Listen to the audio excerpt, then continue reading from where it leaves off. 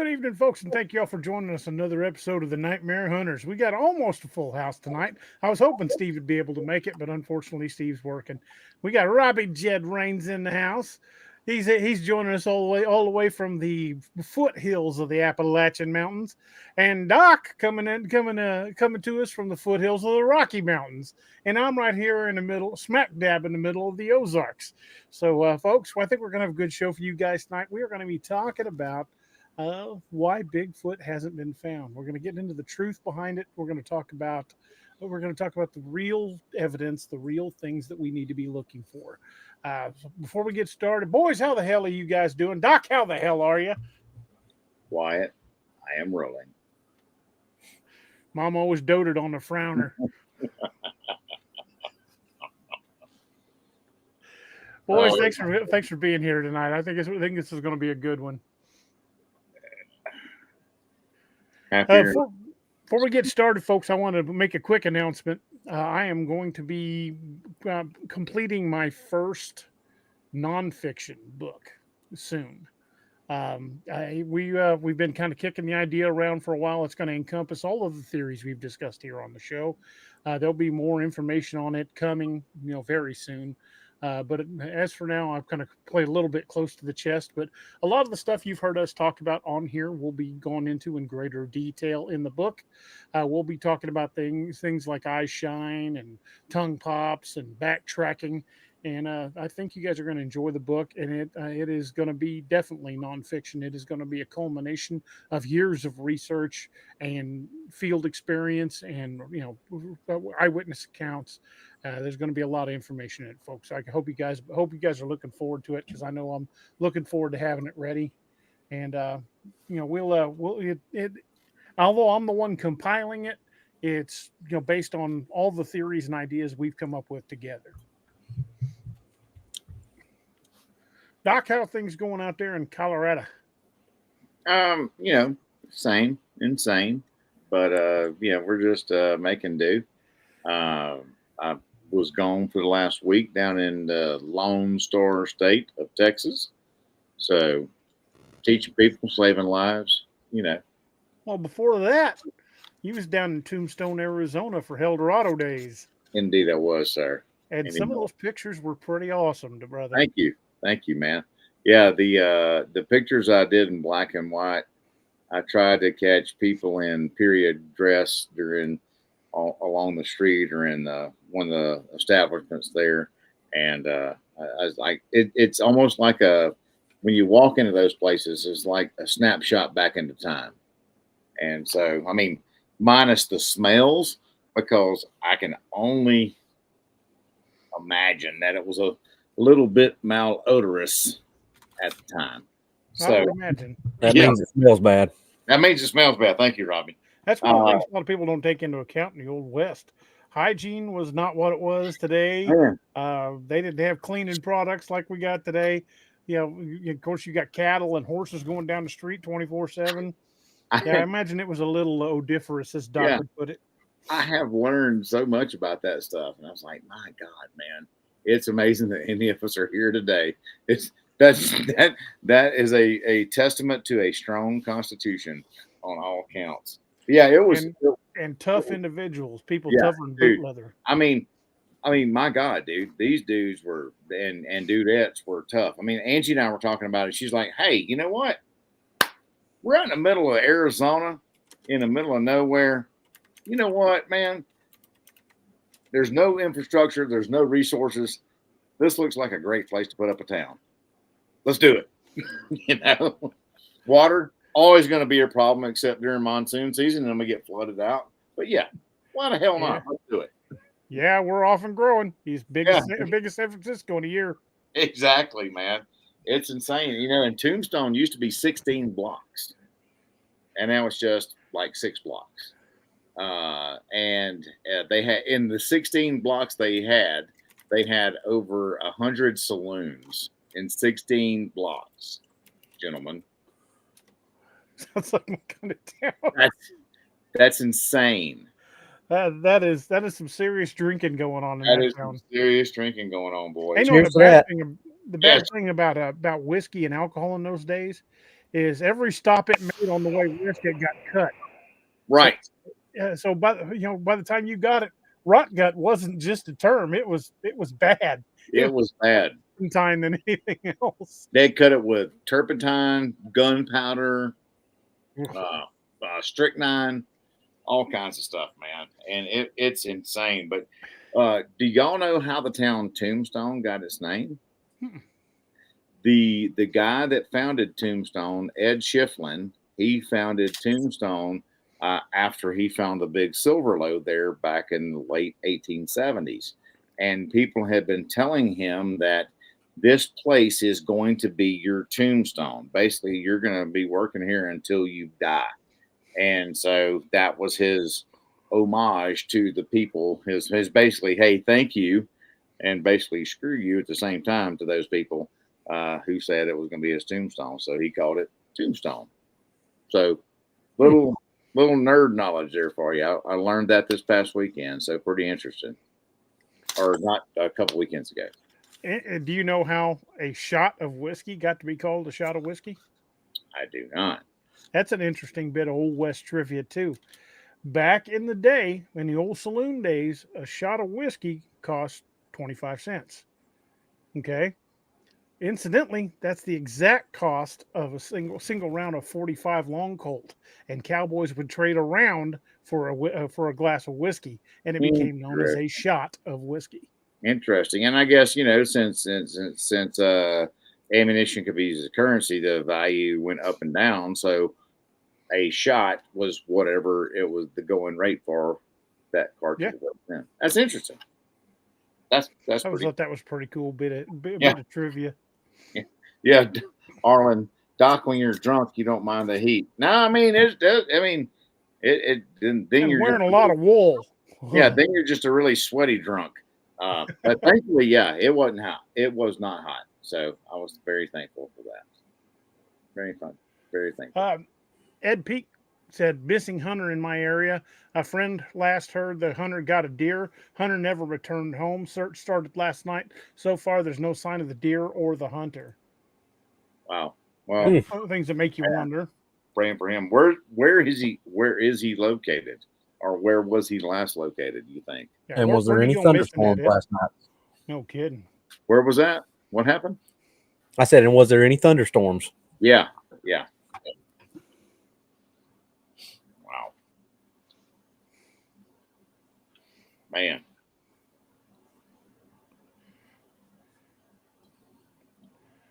Well. What's up, Blackie? Well, now. Mount Hood, Oregon. Mount Hood, Oregon. Well, that's a hot spot. Oof. Yeah, that's Pacific Northwest. So yeah, that's kind of disturbing. So, folks, tonight we want to talk about why Bigfoot hasn't caught, and we're going to approach this with tactical expertise. Doc being tactical military, Robbie and I both law enforcement, and it is possible to evade people, especially when you don't want to be found. There's a hard truth behind why Bigfoot is so hard to find, and a lot of people find that as a kind of a hard pill to swallow. And we're not going to jump into any swag scientific wild ass guesses about them going through portals or Mr. Scott beaming them up or them just blinking your mind. We're going to talk about hard statistical fact. And that's the fact that animals, if they don't want to be found, are very good at not being found. And it doesn't require a portal, and it doesn't require telepathy, and it doesn't require a starship. What it does require is patience and skill. And these are skills that our military learns. I've got a buddy I went to high school with named Mike Donald. I will guarantee you right now. In fact, I'd put $1,000 of my own money up that I could grab Mike right now, and any one of you who wanted to come along and put your money where your mouth is, I'd take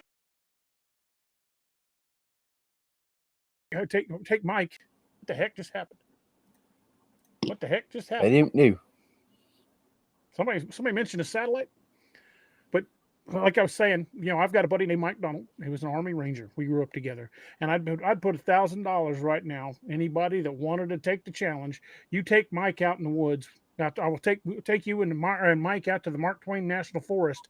Give that man a 5-minute head start, and you'll never find him.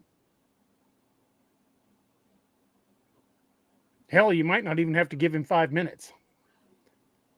And that's just a guy that learned it in ranger school. Now, what are we talking about with a creature, like we said before, with a natural ghillie suit that don't want to be found?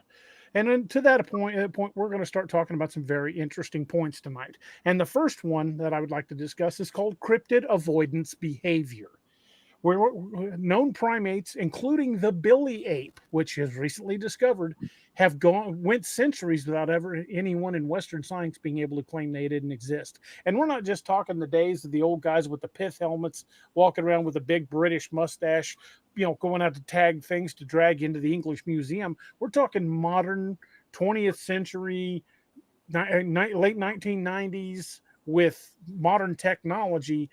It took that to find the billy ape.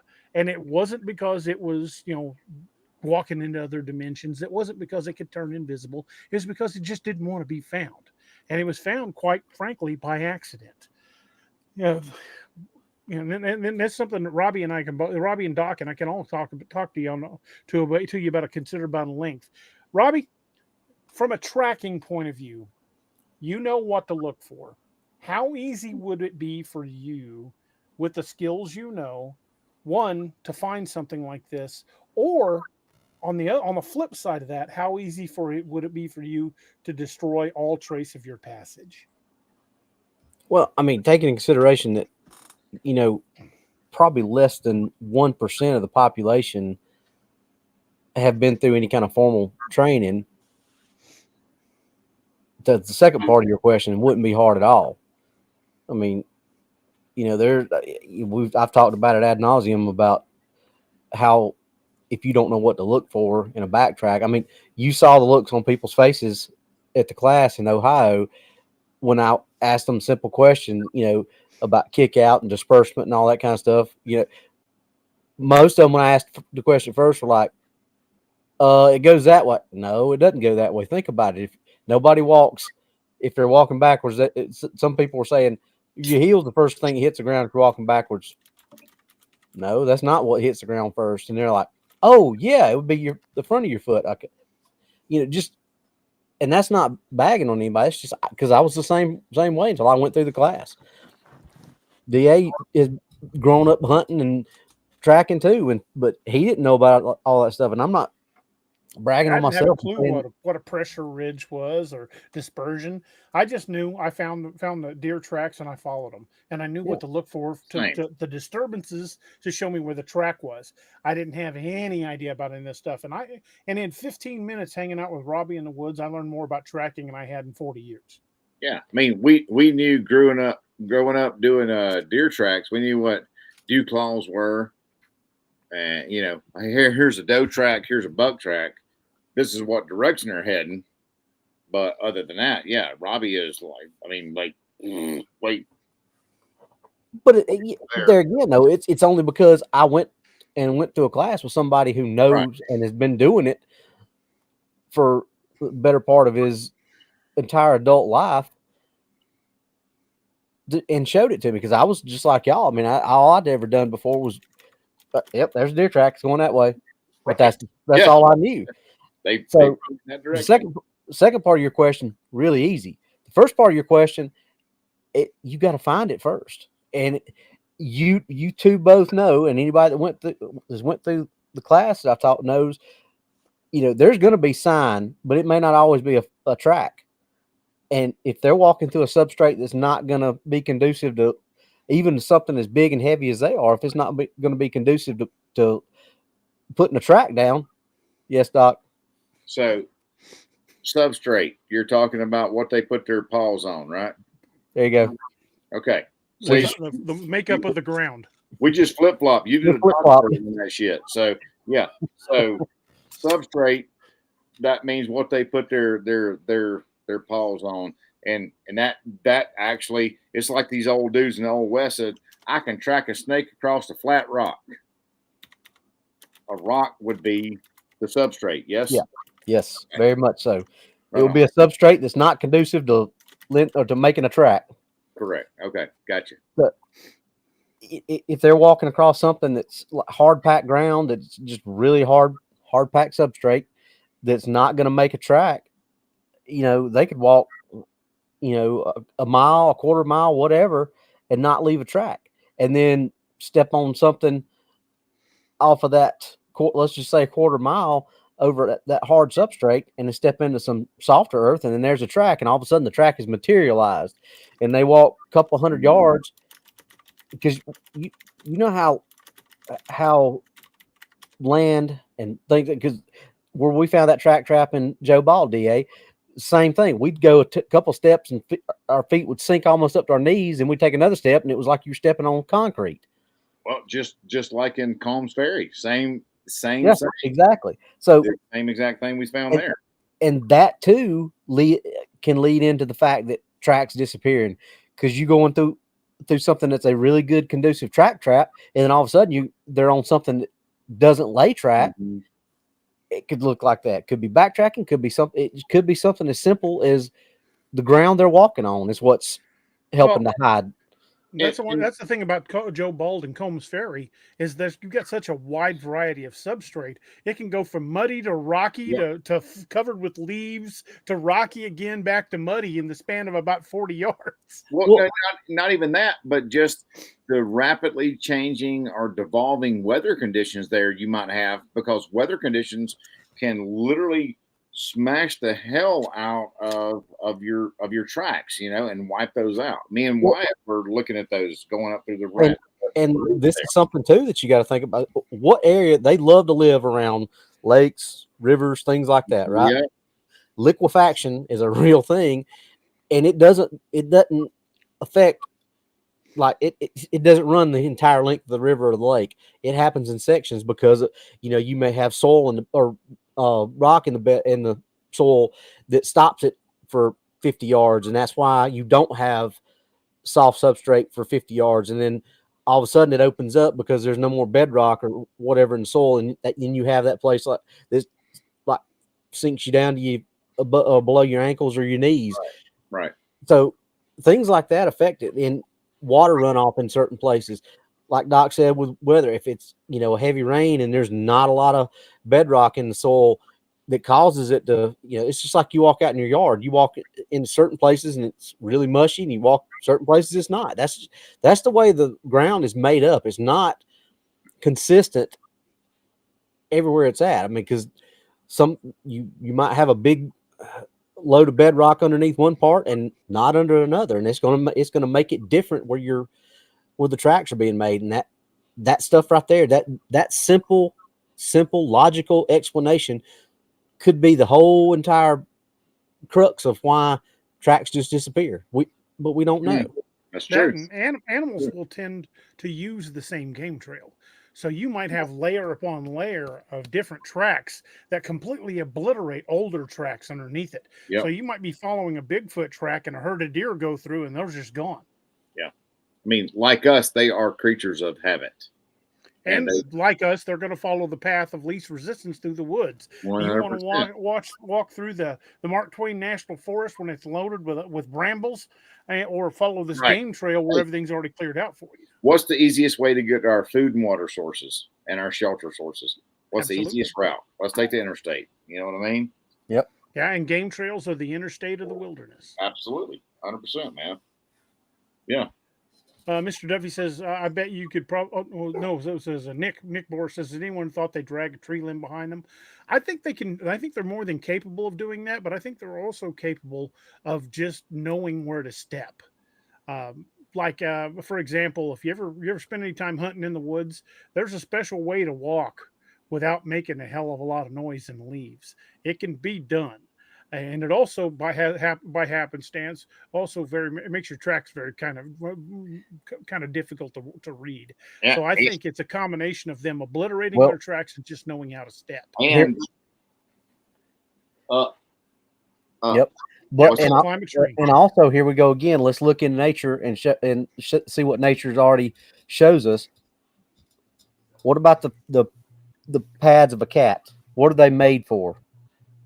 Dispersing weight and walking very quietly. Yep. So how do we know that they're the pads of their feet or not. I mean, they've got to be that way if they're walking around barefooted all the time. And can cats get through trees pretty easily? Yep. I mean, look at the bottom of an elephant's foot. How elephant's foot will just kind of splay out as the weight increases. Yeah, it's super soft, man. And that's what people don't think about. I don't think. And we've talked about that because there was that one couple that had their cameras out there, and you could see them actually moving through the trees. Was that not Missouri, DA? Yeah. And so they're actually moving through the trees. So if you got a very congested forest area, I mean, what better way to not have tracks than to leave none?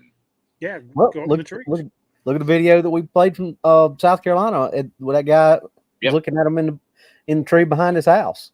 Yep. That's even more terrifying. Yep. Here's something else I'd kind of like to touch on. I've had so many people, and I can't tell you over the last 40 years how many people have said, if they're real, how come we've never found a body? Or how come we've never found a fossil? Well, number one, we have found fossils. Right. We've got fossil records dating back of like Denisovian, Neanderthal. We've got literally dozens of human ancestors back through time, many of them covered in fur. So it's not entirely out of the question to think there might be a bigger one. But beyond that, you guys know what the chances of it actually becoming a fossil? 0.1% of all life that has ever existed was fossilized. That means 99.9 of all things that ever existed, we have no record of. Well, there has to be certain specific conditions for fossilization to happen. Right. And let's talk about this too. And DA makes light of this all the time. And as for a serious point, what institution, what organization do a lot of explorers, when they have their finds, turn their finds into? The Smithsonian. Correct, dude. They have been a black hole of information. Bro, they take it in, but they don't give it out. They've been hiding it for over 160 years, man. And so, yeah. I mean, there are thousands of giant skeletons that have been found all across the United States that have been turned over to the Smithsonian and just vanished. Lovelock Cave is the most documented one, but there have been plenty of others. Families are like, hey, if we turn this into the Smithsonian, now it's going like a fart in the wind. And that was for how many people were smart enough, like the museum in Lovelock, to actually get a receipt? How many people just didn't get a receipt? Just trust them because they were the Smithsonian. Well, because it was a Smithsonian. They trusted them, and the Smithsonian, that stuff just got disappeared, man. I mean, I hate to make the allusion to, but like Raiders of the Lost Ark, whenever there's like this huge, ginormous warehouse of nothing but rolling the Ark of the Covenant into exactly Bay 106 of aisle 35. Section 1. Right. I don't think in this case that there's an instance that art does not imitate life. You know what I mean? Right. So that's the thing to think about. So. Yeah. So when somebody says, "How come there are no fossils of them?" Just bring that up. That 99.9% of all things that ever lived were not fossilized, which means 100% evidence of them is gone. So that brings up a good point. So all the fossils they find, think of all the creatures, the living beings that existed aside from what they found. Yep. That we don't even know about. That we have no idea about. Absolutely. Yeah. Yep. It's crazy, man. And here's another thing that leads to why so few of them have been captured on film. Where are most sightings? Where there's a very low population density. Yeah. You don't get a lot of sightings in downtown New York. In the woods where there's not many people around, because that's kind of a reason why they're there, because there's not. To that point, and I used that this past weekend, and DA will tell you it was almost like a pin drop. I was like, "How many deer hunters we got in the audience?" And 4 or 5 of them raised their hand. I said, "Okay, DA, just throw a guesstimation number out. How many deer are in the United States, you think, population-wise? Either one of you." Millions. Deer. Okay, how many deer hunters in the United States go an entire deer season and don't see a deer ever? The entire season. The majority. The majority. And we know killing the dumb ones. well, but we know there are millions of deer in the United States, but yet all these hunters that go spend, you know, I know people that take almost the entire deer season off just to go hunting almost every day of the deer season. And I know probably over half of them go the whole season sometimes without seeing the first deer. They'll see them, on the trail cams before hunting season, but when hunting season rolls around, they don't see deer one the entire season. But we know there are millions of deer in the United States. Correct. So if an animal that there are millions of can go unseen, what about a smaller population? Well, there's probably not millions of them. There's probably, However, their population may be a lot bigger than we suspect if they're subterranean, like we've but I'm just throw all that stuff out and just say they're out there living in the woods. If there's times that we can go a couple of months without seeing an animal that we know there's millions of, how much harder would it be to see an animal that there's not millions of? Because there's probably not millions of them, even if they're subterranean. There's probably only a couple 100,000, maybe more than that, but still. Yeah. If they're just what you're putting down, Robbie. Yeah, I mean it's not too much of a stretch of the imagination to think. And how much more intelligent would they be or are they than a deer? Very much so. I mean, even gorillas are like problem-solving intelligence. Yeah, and gorillas went undiscovered by the Western world until about 120 years ago. No, it was like 1930 something. Is it gorillas and pandas? One of them was in the 30s, one of them was in the 50s. I always get it mixed up, but I will consult the Googles. The mountain gorilla went undiscovered. I want to say the gorilla was in the 30s. Let us consult the oracle.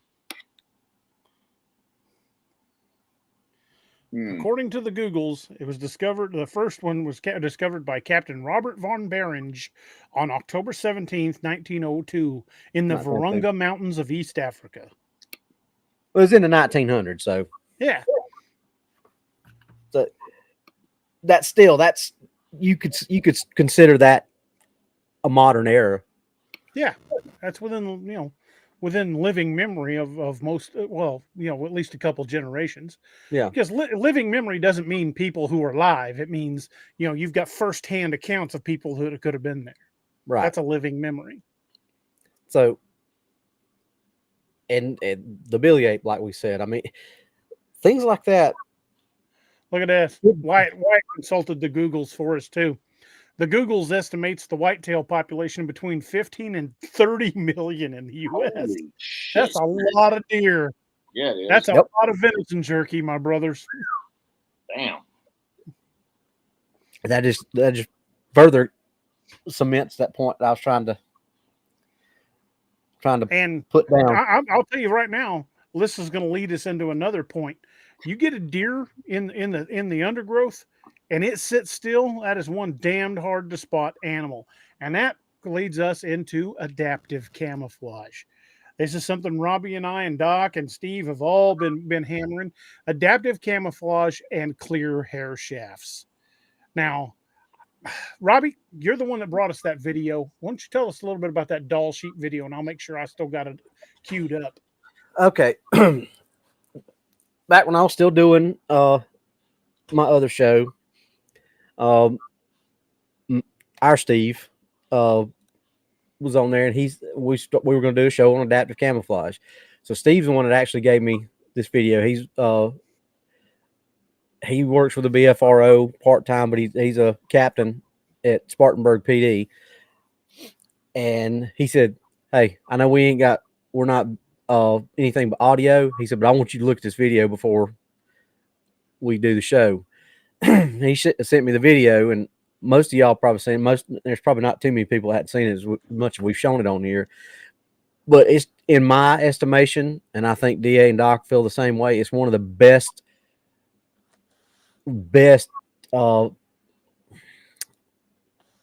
representations of adaptive camouflage, because it's a hunter, and I'm gonna assume it's in Montana or Colorado, Wyoming, some area like that where there's a lot of wide open space, and you can see well, I'm not even gonna say because if there's anybody in it that I'm hadn't trying to seen find it, the video. I don't know what I did with it. Oh, there it is. There it is. I found it. Okay. it's when DA puts it up, everybody, especially those of you who haven't seen this video, look at the video before he plays it. See how many sheep you can see in the frame. It's And going to be then a few seconds, but when I bring it up, take a quick look and see how many of those doll sheep you can see, and then look for the puff of smoke in the center of the screen. Ready? hit it.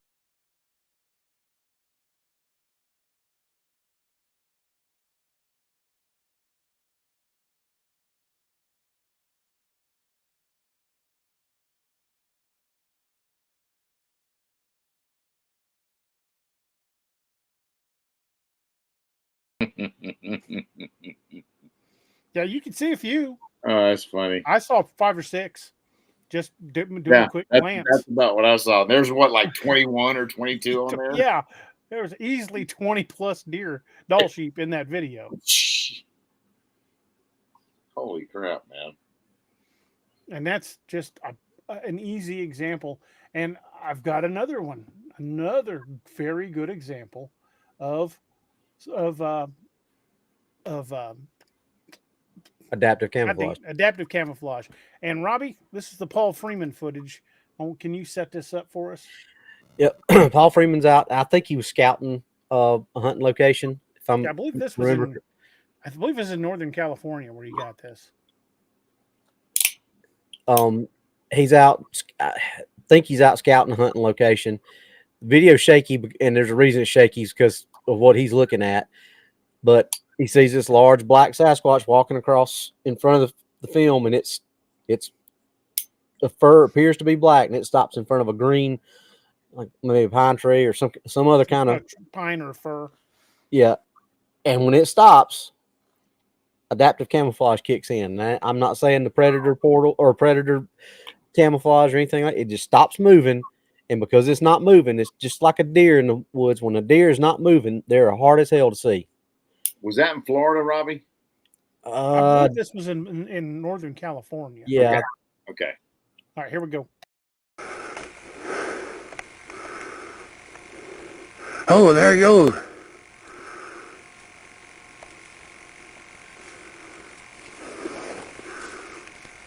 Jesus.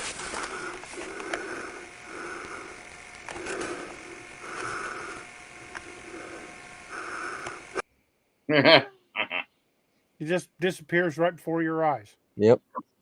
Because all he did was stop moving. Because what are our predatory eyes locked upon? Movement. Yep. And that also goes to talk about what MK Davis has talked about, and he showed us on one of our shows, the hair shafts that collect light. I am bringing something up on that right now. Damn, that's a great segue, wasn't it?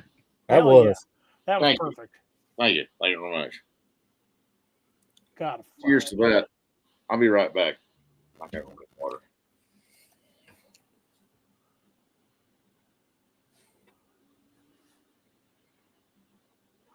I think I lost that picture. I figured you'd like that, Robbie. Yep, I did.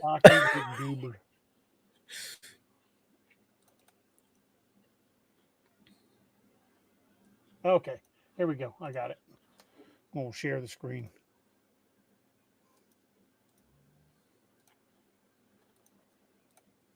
All right, here we go.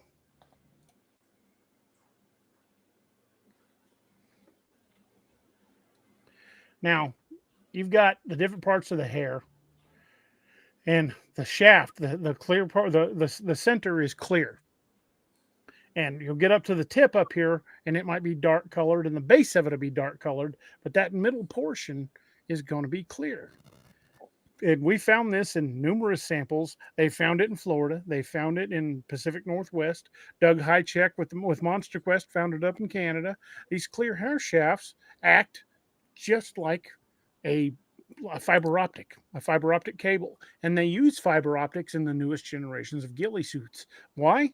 Because they pick up and redirect the color of light around it. So if something with a clear hair shaft like this were to stop in front of, say, a dark green evergreen tree or fir tree, that clear hair shaft is going to pick up and redirect the color of the green light. And incidentally, something else this is going to do is when they're walking in direct sunlight, it's going to make it very difficult to focus a camera on them because the light is going to be continuously refracting. Which would make pictures look awful blurry. Yes, it would. Doc, you okay? I'm fine. I'm good. Thank you. All right. Yes, Don, exactly like a polar bear, because that's exactly what a like polar bear. They have clear hair shafts. Yep. Polar bear's fur is not white. Because their skin is what color? Black. Black. And it's black because black absorbs heat. What are they walking around in? Usually sub-zero weather. But they hunt in ice and snow. And I've said it many times before. National Geographic has documented them sitting in front of a seal's breathing hole like this with their paws covering their nose because their nose is black. So if you're a seal looking up in that to go get you some air and you see a big black polar bear nose looking down at you, you're probably going to move on to the next hole. Yeah, because you come out of that hole, the polar bear's going to kick you in the ice hole. You know what I'm saying? So. Or kick you out of the ice hole. Yank you out and eat you. And then we start breaking down. We do a tactical analysis of terrain. Terrain plays a key factor, and I'll use the Ozarks as a prime example because I just where we used to be in. But Doc and Robbie will be able to tell you in a mountainous area, it's going to be very similar. They use natural migration corridors and water access. They use rivers and lakes, like not only for water sources, but rivers and streams become basically highways. They can follow these rivers and go in and out of places that very few people get to. Only like big rivers like the Current River here in Missouri or the Jacks Fork do we get a lot of people floating on these rivers. Yet at the same time, there's been a lot of sightings along those rivers as well. Something else that you're going to have to look for is not only are they going to require water access for these areas that they go through, but they're also going to be looking for escape routes and using elevation to their advantage. If you watch Star Wars, get the high ground. I have the high ground, Anakin. So let's look at from this standpoint. Let's look at the settlers that came from the east out to the west during the Great Migration, during the land rush, everything like that. In the 1800s. They went on specific routes. Well, these creatures have their own routes that they know there is. What's the main thing that settlers look for? Food, water, and shelter. And shelter. So they know that there's these supply routes or there's these routes that have the ability to provide them with sustenance, provide them with water, provide them with shelter. So that's kind of a big thing. Yep. And another factor we need to factor in is human encroachment.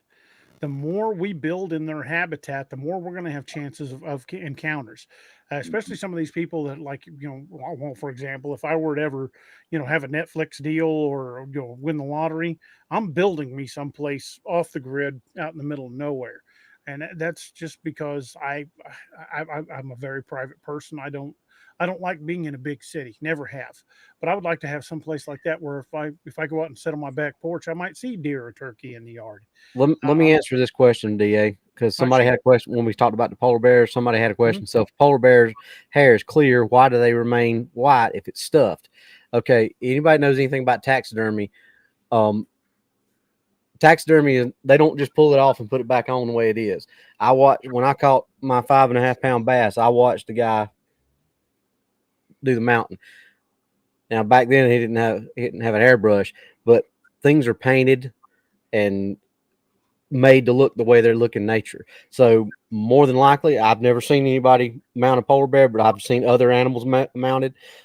I've seen deer, and they do paint the hair, they paint the eyes, they paint everything on it. I watched the guy paint the fish scales back to a natural color. So it might not 100% on this, but I would venture to say that it's done that way on everything else. It's probably done that way on a polar bear, is because that's their natural color and their natural habitat's white.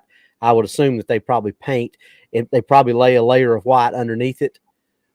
Because it's not the real skin underneath it. It's going to be some kind of synthetic stuff. So I would assume that they put some kind of layer of white underneath it that makes it appear, and they probably dust it with a layer of white paint as well. Just my guess on that. And if you look at polar bears in the zoos, they're not really white anymore. They're kind of a dingy color. Of the dirt around them mostly. Yeah, they're very dingy, and it's not because they're being mistreated. It's because they're not in their natural environment. I talked. Sorry, I saw that and I wanted to address it before it rolled too far. Also, want to address the limitations of trail cameras. A lot of people have put out trail cameras, and a lot of people have. We had somebody on the show with a trail cam video, and I'll just leave it at that. But a lot of times, it's just misidentification of a blurry image. Trail cams are not always reliable, and I've seen plenty of trail cam footage of a deer turning and looking right at the camera because it either heard the click or saw the little light pulse. I believe a lot of animals, can see into the infrared spectrum, and I think Bigfoot may be one of them. And speaking of segues, that's a perfect segue to talk to somebody who's in this show who actually witnessed what happens when you flip an IR on when you're looking at one of these things. Doc, take it away, buddy. Thermal. Don't lie. Yeah. I mean, because we saw the only thing that we saw physically was what, fellas? Eye shine. Mm-hmm. That's all me and them saw, yeah. Yeah. But when you turned on that thermal, the IR, when you turned on that IR, what happened? I saw the whole being, outline and all. And then it went right behind a tree. And then they poked out, and then one poked out, and another goes just like that. And I said, hey, 12 o'clock, 40 yards in front of y'all, what do you see? Hit the white lights, and what y'all see? Eye shine. Same thing you saw. Yeah. They physically reacted to the IR. And they did. They really did. How long did you watch them with the thermal before you flipped the IR on and saw them actually? At least, because I honestly, and I hate to say this, I honestly could not comprehend, the rational mind could not comprehend what I was seeing. I would say it was at least a minute. So, but the point of that is at least a minute that you observed them through the thermal and they didn't have any reaction. Correct. As soon as you flip that IR on, I clicked the IR illuminator on and hit my IR light. They immediately reacted to it and went back behind the tree. I turned it off. They came out, and that's when I saw the duel. So, and to me, that's just confirmation that they can see it. Well, I mean, because how many people have we talked to who have had game cams, IR illumination cameras, IR illumination motion detection? But what's the motion detection? Anything motion detection, whether it's a light or a camera or whatever, that's infrared. That's an infrared beam. So that whatever has to break that infrared beam to trip that camera, that light, whatever it is on.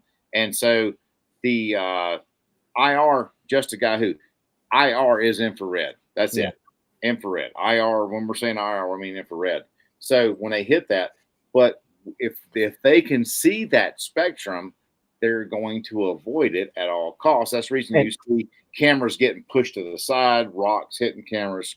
DA, when you were in Gatlinburg, what was mounted to the side of the cabin? Motion light. Which is activated by infrared. And after the growling and the smack on the cabin, the morning before or the night before you found the track, when you went out and looked at that motion detection. The morning I found the track, those IR lights were snapped off and hanging. And how high off the ground were they? Oh, God, 15 feet easy. Well, my short ass can't reach that. Not mine either. And you couldn't reach it from the balcony either. I mean, if you leaned over the balcony with a broom, you couldn't hit them. That cabin was built on the side of the mountain. So the lower level of the cabin had a balcony, which was about 8 to 10 feet off the ground. So unless it was them, and then the upper balcony was even higher than that. So it was probably 25 feet off the ground. And those lights were beneath the upper balcony, but above the lower balcony. So unless it was those Tennessee tree bucks. Yeah. Yeah, it took something pretty good size with considerable amount of strength to pull that down. And they were busted and hanging long. Something that maybe had an 18-inch track. Yeah, about 18 to 19-inch track. And that light incidentally was right outside the window where Annette got growled at. And that was going uphill. Yeah, going uphill. Yeah, about so a 45-degree angle. That's the thing we're trying to tell people. These things may be, I don't have any scientific evidence of it, but I mean, they may be sensitive to IR light, which is why you see, like I said, these gang cams being smacked. You may see a shadow on the side and it gets dislodged from where it is because they can track that IR signature. Or those people that have said something about sticks sticking in the ground just at the outside. I was exactly just going to mention that. How many times have we talked to farmers that have found sticks stuck in the ground right at the edge of where that IR light will activate?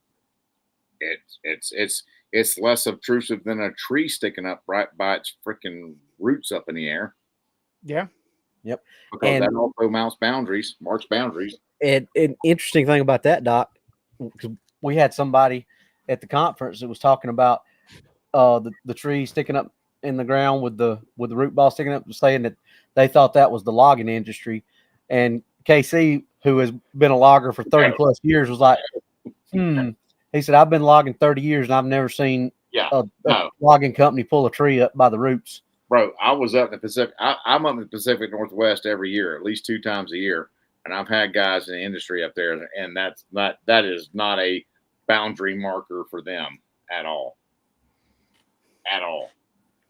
If you are going to use trail cams, though, try to get trail cams that are not IR activated. They make low light trail cameras that just take pictures at random times, as opposed to a motion sensor which triggers it. There are other cameras out there that use thermal instead of infrared. There are lots of different models of cameras out there, but if you're trying to get a clear image of a Bigfoot, I would highly recommend you stay away from the IR cameras and beware of false positives. Look at other trail cam images online. You can find thousands of them. Look at examples of bears, people, and even shadows that sometimes get mistaken for cryptids. A lot of times you can look at it and kind of piece it out what it actually is you're looking at in those cameras, especially when they're black and white and kind of grainy like that. But know what's in your area, know what to rule out before you go, that's Bigfoot.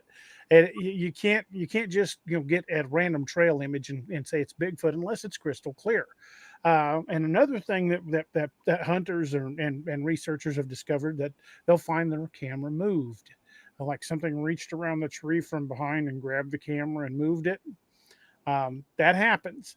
So to avoid that, you probably, the best case scenario would be to place 2 to 3 trail cameras, all covering the same arc of coverage.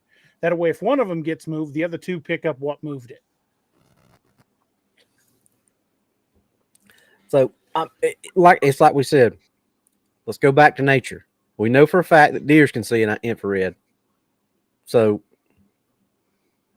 why is it a stretch to believe that these things can't too? Right.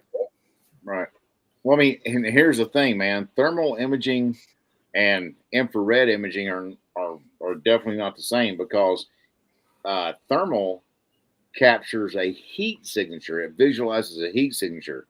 Infrared, it captures stuff off of reflected IR light, and that creates that little black and white image that we see on the camera there. But thermal is all it's looking for is heat. Infrared is not looking for heat. It's just bouncing off something. That's it. And I want to kind of especially since I got Doc, I really wish we had Steve here to get his, because Steve's got a background not only in medical but in biology. So I'd love to have had Steve here to get both y'all to talk about this. But let's talk about tapetum lucidum. A lot of people, it's called eye shine. A lot of people say Bigfoot's eyes glow on their own. Uh, and I really want to kind of address that because I don't think that's the case. Tapetum lucidum exists in nocturnal animals. It's a layer that is on the back of the eyeball that redirects light back out through the lens. And when that happens, it gives the lens a second chance to view the object. Correct. And if you've got a creature that is, well, at least partially nocturnal, well, it's nocturnal and at least partially subterranean, like we think Bigfoot may be, they probably have a thicker layer of tapetum lucidum. So what you're seeing when you say their eyes are glowing on their own may just be reflected starlight, because they are gathering and reflecting 100% of the light, the ambient light, be it moonlight, starlight, or even distant headlights. It's picking up the light and reflecting it to give them abundant night vision. Yeah. It just kind of reflects the light and gives them the ability. And at that point in time, their pupils are freaking like dinner plates. They're wide I've open. had people describe Bigfoot's eyes as looking like a horse's. Yeah, I could see that. I mean, because if you've got something that's obviously an apex predator and it's a cryptid, and why is it a cryptid? Well, it's not out in the daytime that much. If it's at nighttime, if it's out at nighttime, it's got to have a decent amount of night vision, quote unquote, right? To absorb. It's got to have the ability to absorb as much light as is around it. You know, and in a night like tonight, when we got about 40 or 50% illumination, you know, that's going to be decent. A full moon, I can't even imagine what kind of light they got. Nick, that's a great question. If there's anything in the terrain, be it corn, wheat, just high weeds, shrubs, anything, they're going to use that as natural camouflage. They are masters of natural camouflage. That adaptive camouflage allows them to basically pick and choose just about anything. And we've heard stories of people describing them as spider crawling up on them. I've heard them described as being low crawling up on people. They will get down on all fours or even down low to use the terrain to their advantage. They are masters of their environment. Yeah, and John Wayne said, I turned my IR lights off on my night vision binoculars and scope, and they still work pretty good with starlight. Yeah, if you've got enough ambient light going on, you don't even need IR illumination, man. And that's what these things count on. They don't have IR illumination built in. So if they've got enough illumination from the stars and from the moon, then they'll be able to see really well, just like a dog will. Yeah. Or a cat. Robin Ray says, what technology other than IR can detect motion? I honestly don't know. Well, there are motion sensors that work during the day but don't work during the night, and they're not using an active IR signal. It's just a computer program that allows them to detect the motion. But as far as replacing IR in the dark, going to be very difficult to do. What was that, Robbie? I said motion detect or motion capture. Yeah, or motion detection. Well, you got to think radar or ultrasonic stuff or microwaves or stuff like that. You could detect motion with that, possibly. Well, the military has what's called ground surveillance radar, which is I don't think that's exactly available to civilians, but that can actually pinpoint an individual troop movement walking across the ground. Well, short of having access to that kind of technology, there's probably not a lot of options we've got, but it is possible. Let's think about this. You know, this phone right here, if I get in a wreck, it's got an accelerometer built into it. And if it detects a sudden stop, me going from 80 miles an hour to 0 in a certain amount of time, it's going to send out an SOS. Radar works off Doppler tones. And basically the short answer of how it works is it sends out a Doppler tone, which is an audio tone, sends it out. bounces off of a surface, comes back to the antenna, and the computer with the formula calibrates how fast that object is traveling based on how long it takes the signal to go out, bounce off, and come back. Yeah, basically it's emitting a tone and measuring the response from that tone. That's why when we calibrate our radars every day, we've got tuning forks. You got a 45 and a 34, I think, and you tap it and put it in front of it and catch the tone, and tap it, put it and catch the tone, and you tap them both and put it in, and that's how the radar you calibrate to make sure it's working, because those tuning forks are tuned to those two speeds. That sound frequency. Yeah. My dad was a radar operator in the Korean War. That's exactly how he explained it. They had to calibrate their stuff every day. Yep. Yeah, so that's a very oversimplified version of how it works, but that's the basic concept. It just emits pulses of sound, of high frequency sound, and measures the bounce back. Yep. Just like bats. Bats are cool. What did I call what? Windwalker. What did you call that, Doc? That what? We're talking about a lot of stuff, man. I'm sorry. I'm not trying to be vague.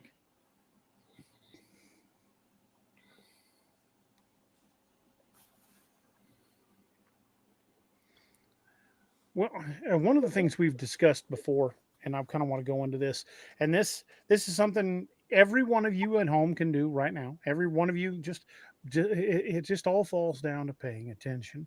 If you have a sighting, we're gonna kind of walk you through the things you should consider when you have a sighting of something like this. First and foremost, stay calm. I know it's going to be tough. Your adrenaline's going to be dumping when you see something like that, but try and stay calm, because adrenaline distorts memory. That's something we learned in the academy. When your adrenaline's pumping through your veins, you're going to have a distorted time, time reference. You're going to remember details differently. Things are going to be a little sluggish. So take a deep breath, focus on the details, and resist the urge to fill in the gaps. Just write down what you know for sure. Don't take guesses. He was talking about, you said the phone had an accelerometer in it, Doc, because he said when you wreck. Oh yeah, accelerometer.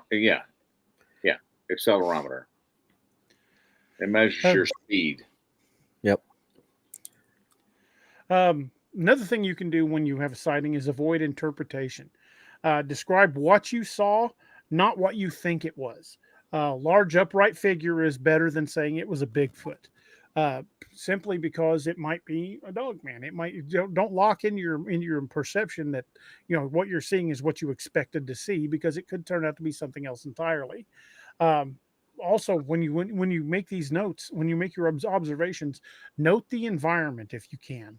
Write down the time of day, write down the type of weather that was going on, write down what kind of terrain you were in, how clear your visibility was, and even ambient noise, things that are going on in the background, because a lot of times when you have a sighting, everything goes dead quiet. So everything that you note about that will affect your perception and will affect the credibility of your story.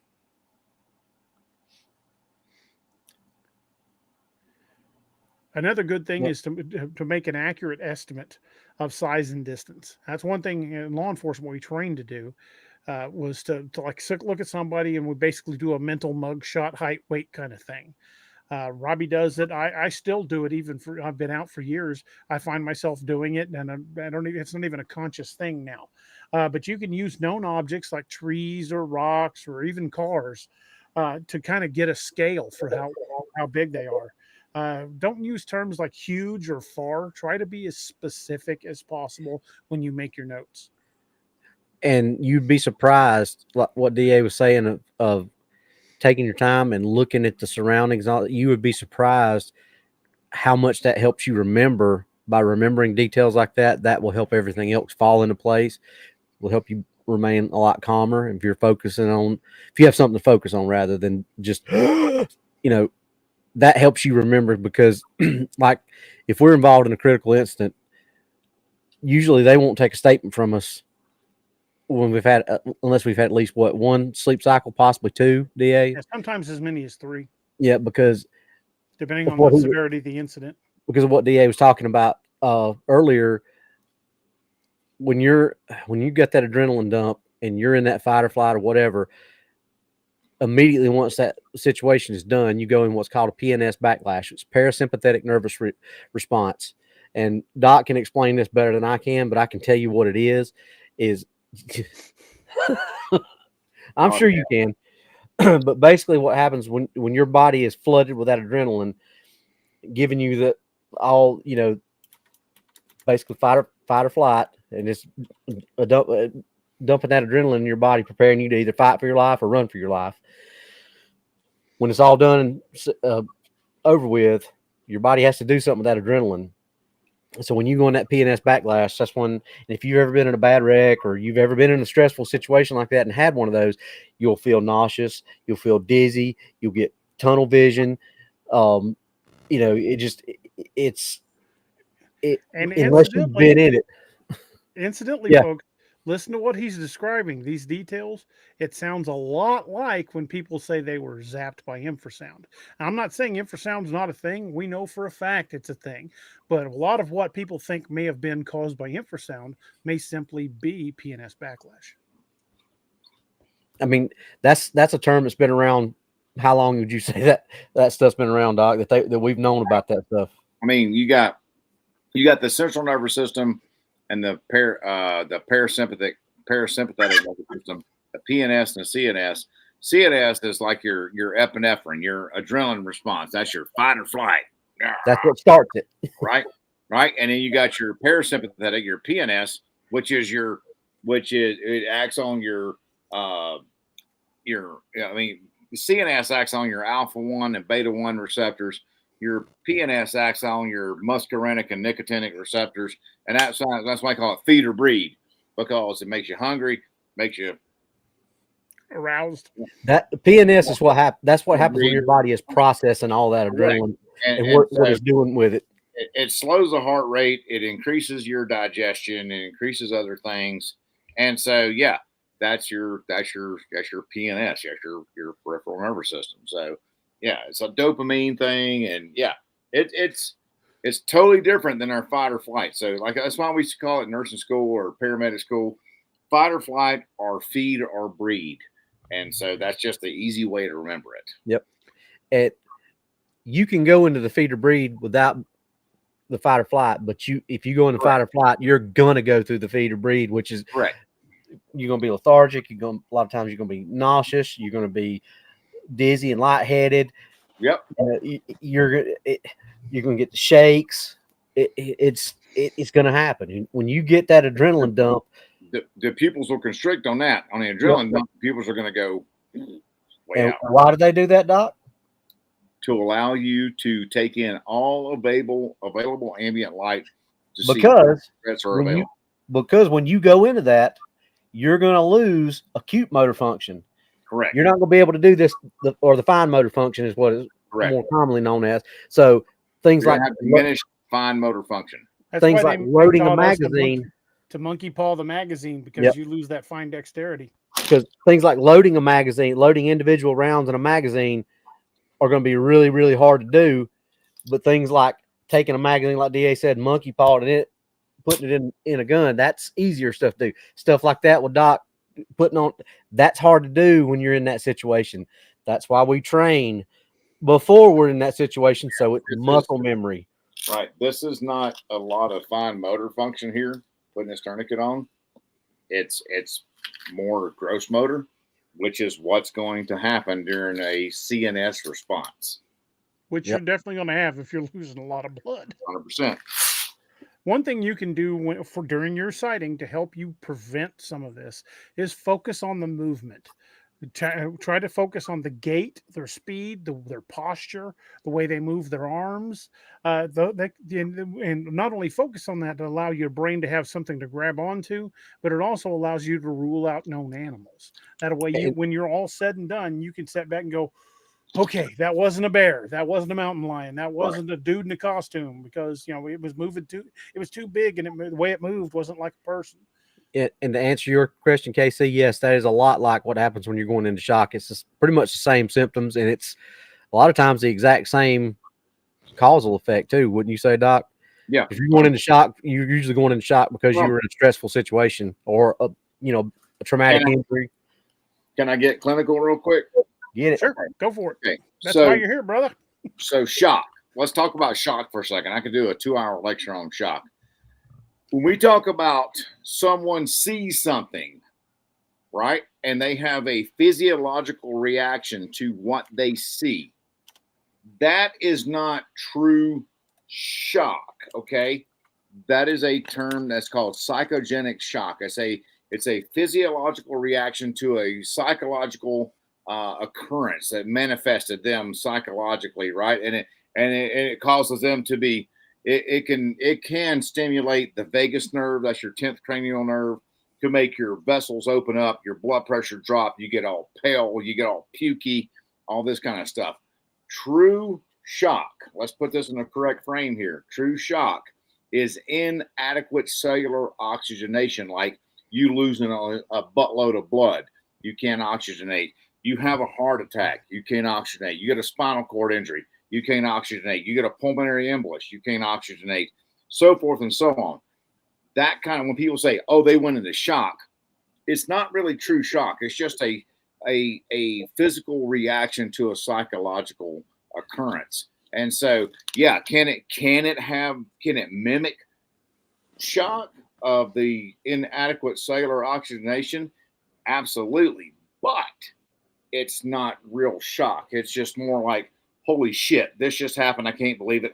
My body's like going to shut down for a second, and I got to reboot. So basically, a PNS backlash mimics shock.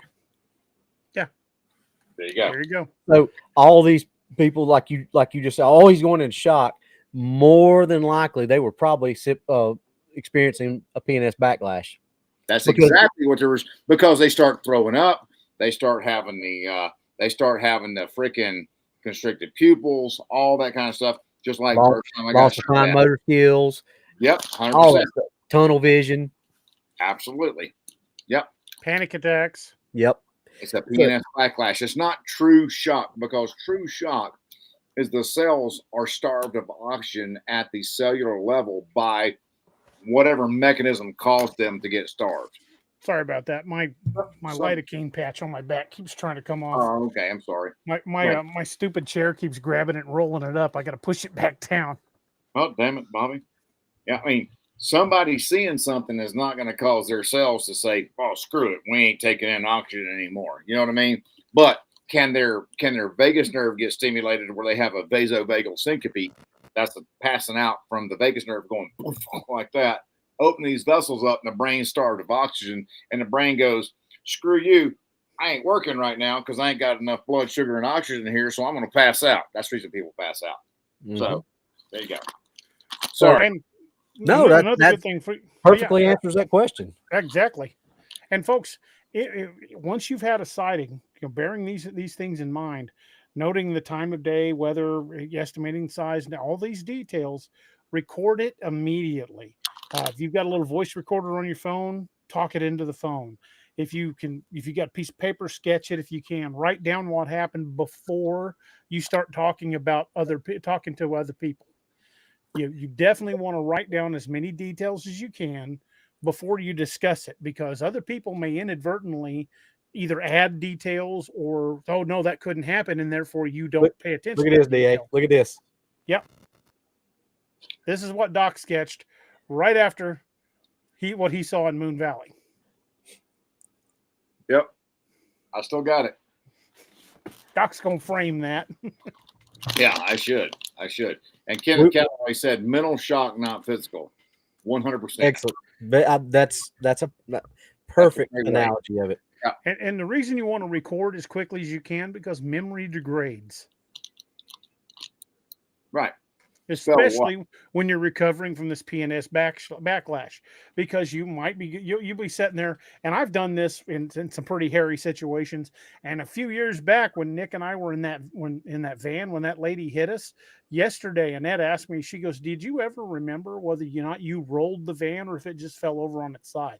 I said, I still don't know. To this Right. day, I cannot recall the few seconds of when we got broadsided and the van flipped. Yep. And Dr. Sharp says something about that too. He said, what causes time to appear to slow down to a person in a critical situation? That's called time compression. That's because our mind, that's a defense mechanism, man. It's actually pretty cool how we work, because our brain, our eyes all work in so many frames per second. It's like a camera, right? So like the first time I jumped out of an airplane, I would say that was a pretty critical situation to me, because I didn't know if I was going to be a freaking brown stain on the freaking ground or not. So I remember coming out of that aircraft and I could literally see the rivets. I remember that. That's a snapshot. My wife got hit by an 18-wheeler in the passenger of a car, as a passenger in a car. And so she could remember seeing, damn, those bugs are right there. I can see all the bugs. And that grill sure is close. That truck sure is close. You know what I mean? So that's a time compression type of thing. So one of the weird things about that accident that I do remember is we had just left McDonald's. We got some food and we had drinks in the cup holders. And I remember looking up and seeing that coming toward me and thinking, oh shit. Isn't that crazy? Yeah. Yeah. You think of the weirdest things. It's like, you're like, oh man, you know. And like, then when we finally came to a stop, I was so addled. I'm like, why is it raining in here? Right. Right. That's your last conscious thought. You know, it's like Angie's last conscious thought was like, man, that truck sure is close, you know? And then she woke up and like the passenger seat wheel well, or the right in front of the passenger seat underneath the dashboard of the seat, you know, like stuffed up in there. And she's like looking around like all this smoke and noise and like, what the hell is going on? You know what I mean? So hey Doc, Lori wanted you to explain your drawing that, and wanted to know if you're reading Funyuns. My drawing. Your drawing.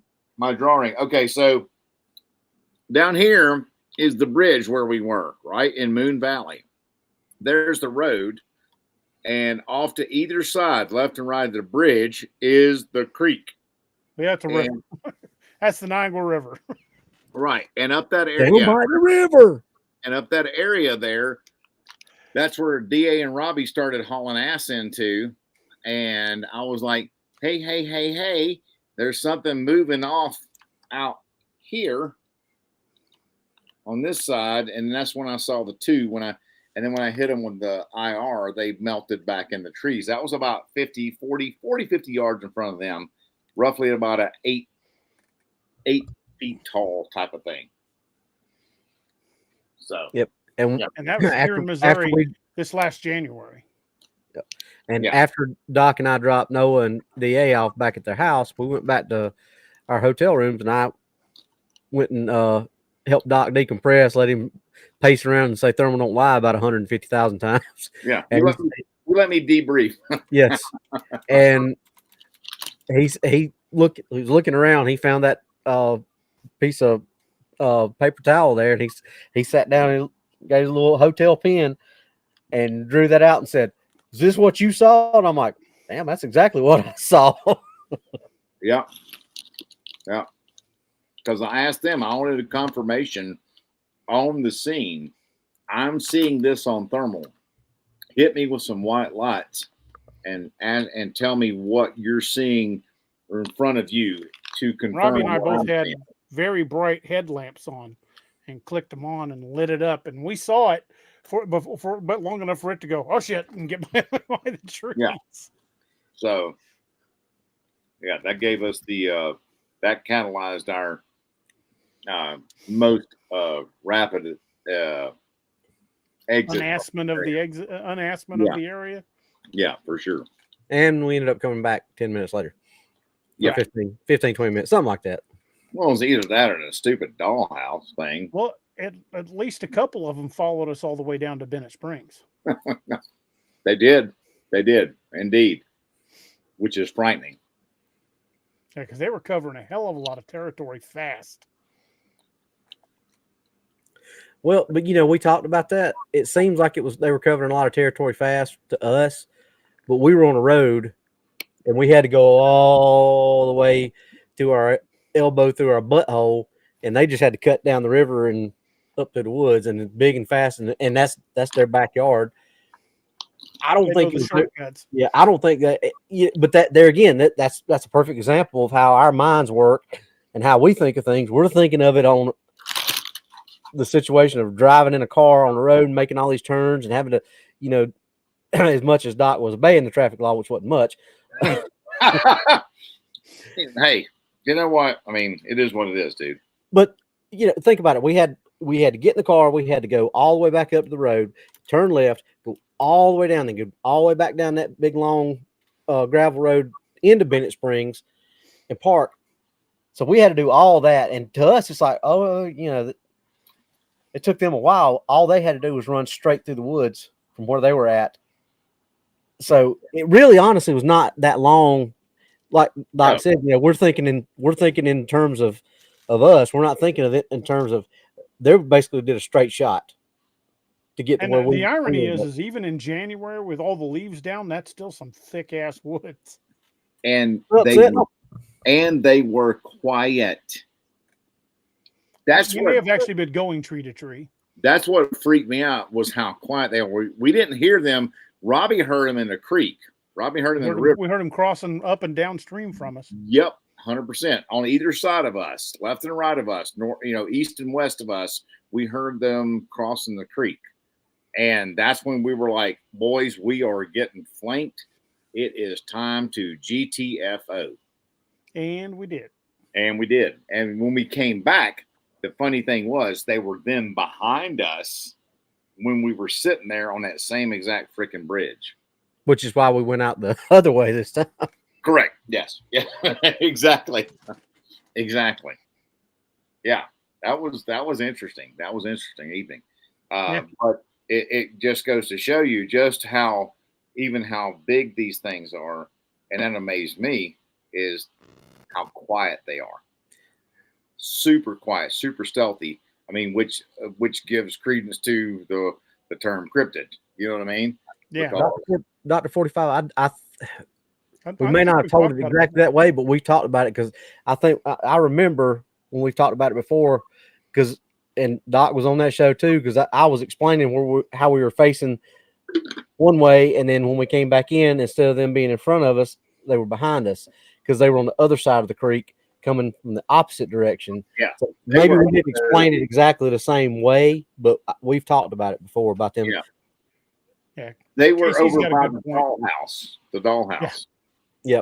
Casey's got a good point. He says, like chimpanzees, they probably teach their young. I doubt it takes them 10 years to figure it out.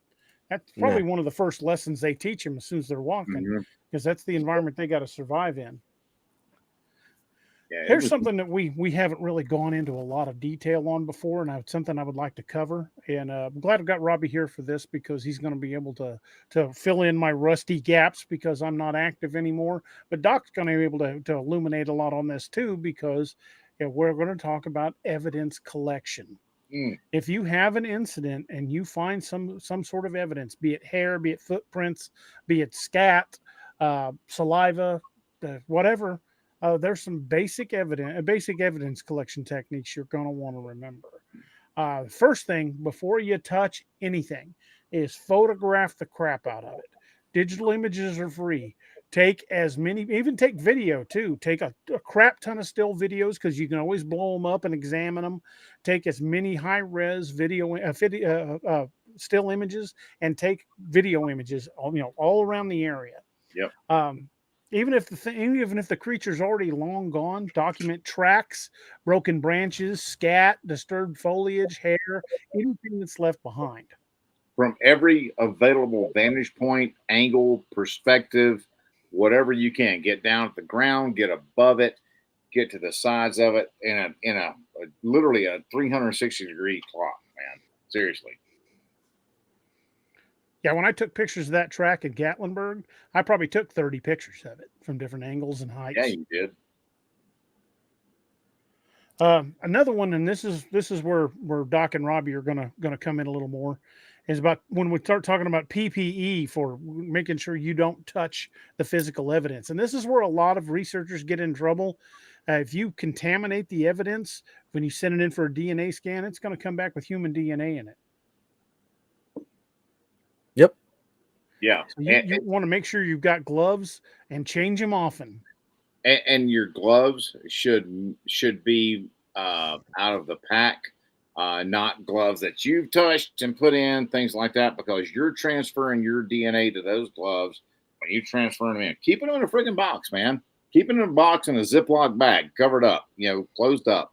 And if you're gonna grab something with something besides a glove, like let's say a pair of hemostats, right? There's a pair of hemostats right there. Actually, wait, that's a needle driver. Whatever, something like this. So let's say you grab them with some clamps like this. These need to be clean. These need to be in a separate bag, free of your grease, your oil, your DNA. Robbie, can oils and greases from us interfere with samples? 100%. So these are contaminate the sample. Yeah. So and you can go on Amazon and buy little single-use plastic tweezers and just use them, throw them away. Yeah. They're cheap. And put them in a bag. Put them in a collection bag with a label on it.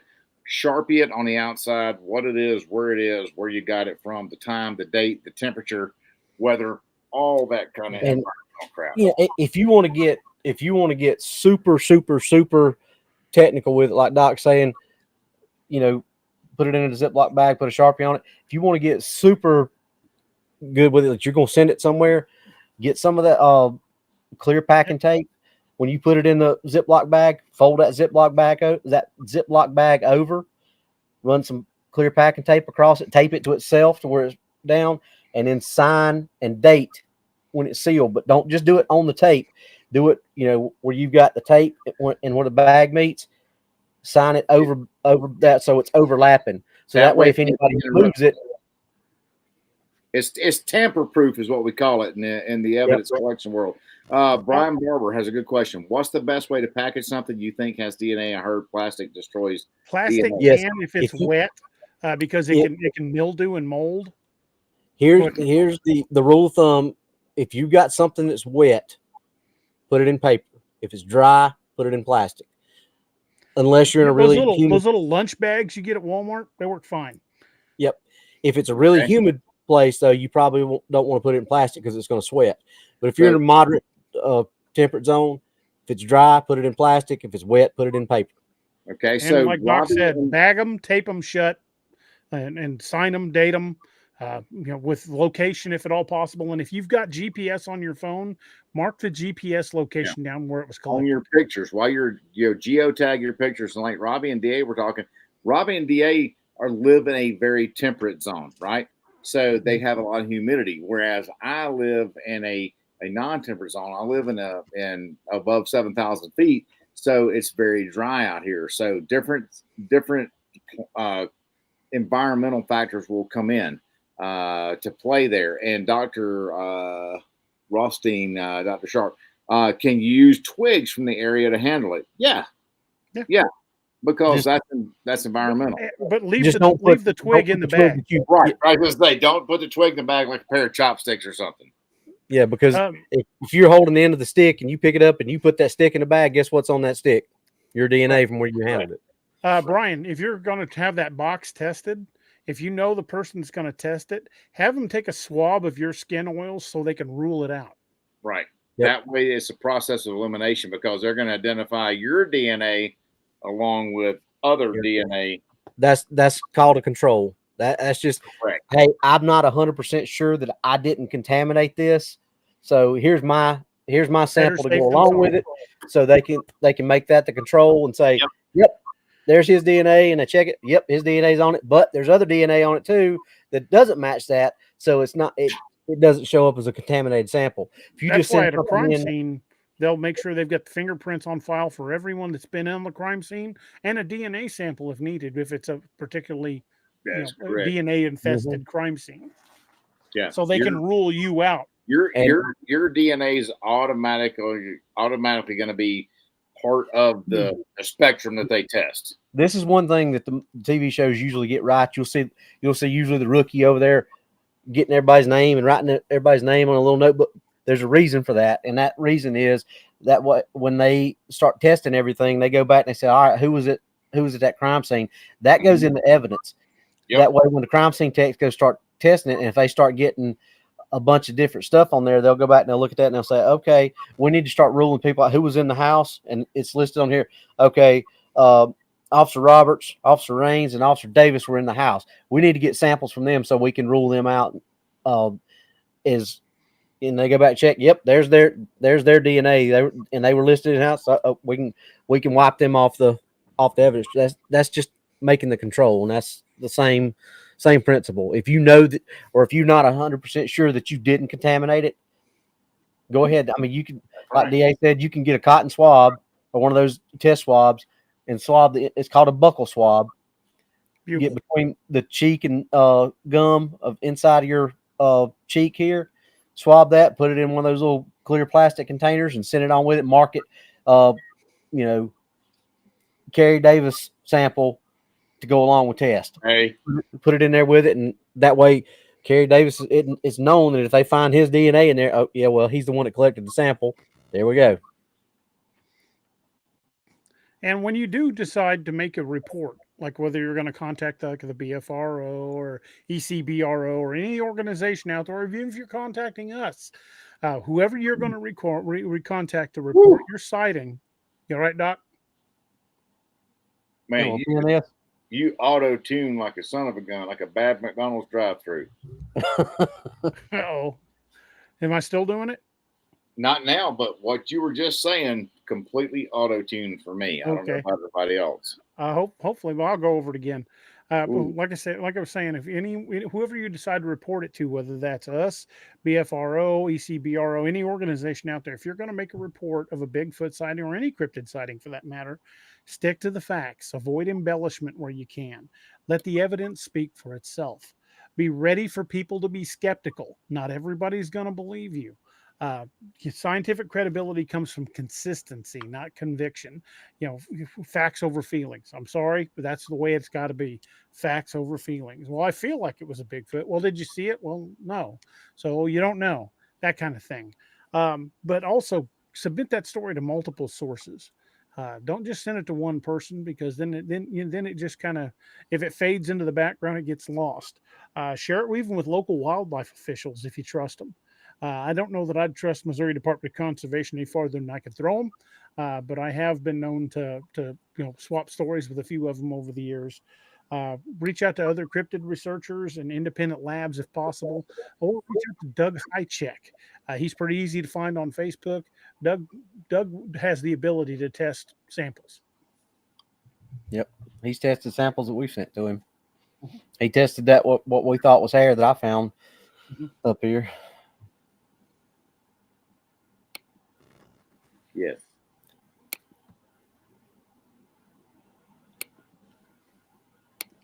What else, DA? Well, we've already talked about collecting evidence. We've talked about photographic documentation, and we've been talking about. A lot of these are contributing to why good evidence hasn't been collected, because it's not being done properly. You can have the best evidence in the world, but if you get it contaminated, when it gets tested, your test's going out the window because there's so many other contaminants in it. Well, let's talk a little bit about tracks and prints, Robbie. If you're casting isn't just as simple as going up and pouring some plaster of Paris in it and hoping for the best.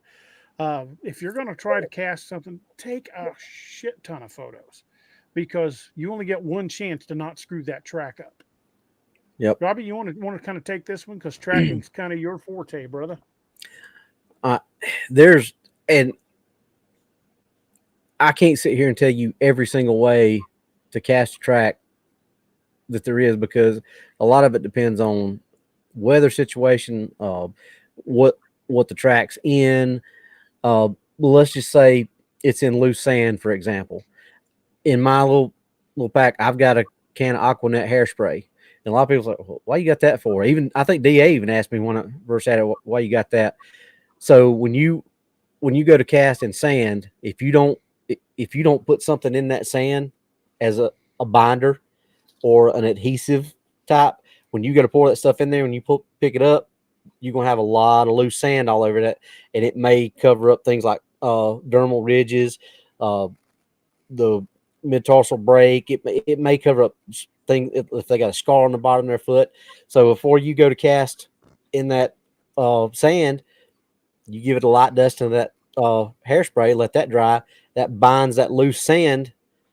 So when you pour the plaster of Paris in there, or the quick cast, or the dental stone, whatever you're using as your casting medium, that allows that sand, that loose sand, to bind to the other sand, and it's not 100%. You're still gonna have sand in it, obviously, but you're not gonna pick up. It's not gonna be like a piece of sandpaper. In other words, you're not gonna lift it up, and it's gonna be like all sand on the bottom. If you're a child of the 70s, Aquanet is your friend. Yep. What I always did before Robbie talked about the Aquanet thing was I would take sheets of saran wrap and tear them off, hold them out straight, and just lay them very gently over the track. That way, it keeps a lot of particulates from getting into your casting. Yep. But the Aquanet thing works really good. That the saran wrap, what I would use the saran wrap for is if you got a really, really muddy and wet set of tracks, and you need something to help hold the floor, because hairspray is not going to help with that. If it's a really wet, muddy track and you don't have time to wait for it to dry, you could, like DA said, you could take the saran wrap and put it down in there, and it forms like a mold basically. And you pour the casting medium inside that, and it only problem with the saran wrap is you might lose some fine details. Like if there's dermal ridging, you might lose it. You're most definitely I would say almost 97% certainty you're going to lose dermal ridging no matter what if you use saran wrap. I mean, you have to really be lucky and have a good pour to get that detail using saran wrap. But what you are going to get if you use saran wrap is you're not going to have that medium mar the track or deform the track because it's pouring out all over the edges, and you're getting a lot, because that saran wrap is going to be basically like a silicone mold that you would use for resin casting or things like that. It's going to sit down in there, and it's going to let the plaster Paris form down into the track without going over in places that it shouldn't. Another thing, a good thing to do is, I carry some of those big crafting, like big popsicle sticks. You can use sticks that you find out in the area, make a frame around the outside of it. That way, I always grab a handful of chopsticks every time we get Chinese food. That works too. Throw some in my bag. You're just wanting to build a dam around the outside of that. That way, it keeps the plaster of Paris or whatever in that area. Another thing with the popsicle sticks, chopsticks, sticks out there. Once you've poured it and let it kind of sit up just a little bit, take one or two of those sticks and put them down in the middle of the track. Not all the way down through the bottom, because you're going to mess up what's on the bottom of it. Put it down there just enough to when that stuff sits up, you've got two handles that you can reach down, and you're not having to try to dig around inside that track and mess things up. You just reach down and grab the sticks. They're sticking straight up like that. There's your two handles. You pick it up, and you've got handles to carry your track in. Windwalker says, could possible ankle placement and the mid-tarsal break come into play with motion noise? It could. I mean, everything like that will come into play at some point. Yeah. We even talked about, I think it was KC that said something about the kickback and the disbursement. Could that possibly be what people are thinking if they're backtracking, or if they're just digging in and having a good dig out on the track? Could that dig out in the middle of the track be what people are thinking is a mid-tarsal break, and they don't really have one? We don't know. I think they probably do have one, because people who are a lot smarter than me, like the late Dr. Meldrum, who's examined hundreds of thousands of prints, says that they have them. So where that's a very good and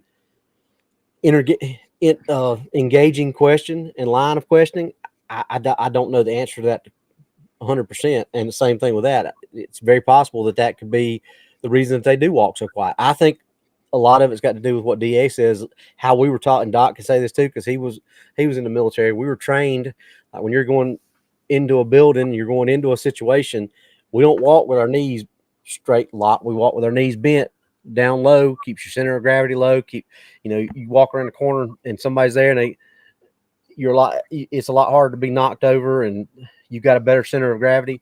I think they walk like that. If you look at the Patterson Gimlin way Patty's walking, that's how she's walking, that bent knee walk where she's slouched over. And it's Lets you be more stable and quiet when you walk. that quick heel to toe. It's almost like a cross country skier. Well, I mean, why are they called cryptids? Because they're like the world champion hide and seek, contestants. So, I mean, they have perfected this ability to walk, and of course, there's going to be, if you got the tracks, you're going to see those mid-tarsal breaks. If you watch old 80s ninja movies, and you watch things like funny, but think about it. Think about how you see them walk when they're trying to walk really quiet. Dude, that really pronounced heel to toe step. I'm a band nerd. I was in the military. They taught us to march band and in the freaking military, heel to toe marching. That way your only movement is from the waist down, no movement from the waist up. That's it. So, yeah. Casey says, so you guys dismissed the Hoopa project, and if so, why would the Vatican come out and say it was a hoax? I'm not going to throw shade at anybody, but there's a certain individual involved with the Hoopa project that I think we need to take a big old grain of salt with some of his stuff, because I don't think his motives are quite pure. And if the Vatican called it a hoax, I don't know if I would agree with that either. But I don't think that individual is sharing all the info, just what makes him look right. And I don't dismiss anything. I just say I have my opinions of what I think these things are, how they act, and what they do. That's just my opinion. And it happens to be the same opinion that these two have, and Steve. But does that mean that we're right and they're wrong? No, it just means that's our opinion. But the way we arrive at our opinion is all the same way. It's evidence-based. It's looking at what we already study and know in nature, and what we know amongst us collectively of our, DA and I's background are not really that diverse from each other. We're both in law enforcement, but DA's been in the military, Doc's been in the military. That's different than the law enforcement perspective, obviously. But we still all, Doc's very scientific based on the way he looks at things. DA and I are very evidence based the way we look at things. Steve is very scientific based the way, with the biological or the biology side of things and the medical. It's just that's the way we look at it. And until we see something, because none of us collectively or individually have ever seen anything that leads us to believe that this is nothing other than a flesh and blood animal. Correct. Now, have other people seen things that they say is supernatural or otherworldly? Yeah. Can we say that those people are wrong? No. It's just like, we were talking earlier, and DA said, how can you, if somebody says they mind spoke to me and I heard them in my head, you can't prove or disprove that. Correct. We don't have any way to hear what these people are hearing inside their head that say that. I've never experienced that. I've been in the woods my entire life. I've been hunting these things most of my life. DA has too. And I just, until I experience it, I can't say that I believe or disbelieve it. I don't think it is because of what I've experienced. That's what we're saying. We're not dismissing anything anybody else says. We're just giving you what our perspective is. And our perspective is completely, totally outside of what the woo. Right. And everyone's go ahead. I'm sorry, DA. Go ahead. And so everyone's encounter, and I get what Robbie's saying, everyone's encounter is 100% subjective. That's a personal encounter. So I had my own personal encounter. However, my own subjective things that I saw, right, were also, they became objective because I showed, Robbie and DA were able to confirm that with eyeshine. So my subjective encounter became their subjective encounter. So it's kind of like somebody saying, hey, I feel like I'm going to throw up. That's subjective, right? Right. It's not objective until they projectile vomit all over your boots. It's a sign and a symptom. That's exactly what it is. A symptom is something that I see, that I feel. That's entirely subjective. A symptom is something that you see, that you experience as a result of that. So yeah, I mean that's 100% right, man. I totally agree with that. And for the people that want to keep their head in the sand and think something like Bigfoot couldn't exist, I'm going to bring up something on screen right now. And when you take a look at this, remember, this isn't all of them. This is a timeline of Bigfoot potential hominid relatives. 7 million years ago, the Sahelanthropus to chidensis. But look at all of these. Every one of these are a hairy hominid up until about here. Then they the hair started thinning a little bit. Homo heidelbergensis was actually not completely covered in hair. But you get back a little bit farther to Denisovans and Australopithecus. All of those were covered with hair. And these are just on the hominid side. Whether you believe Bigfoot is a relic population of hominid, or if you believe Bigfoot is somewhere on the great ape scale, on the pongid side, which is the great apes, the list is twice this big.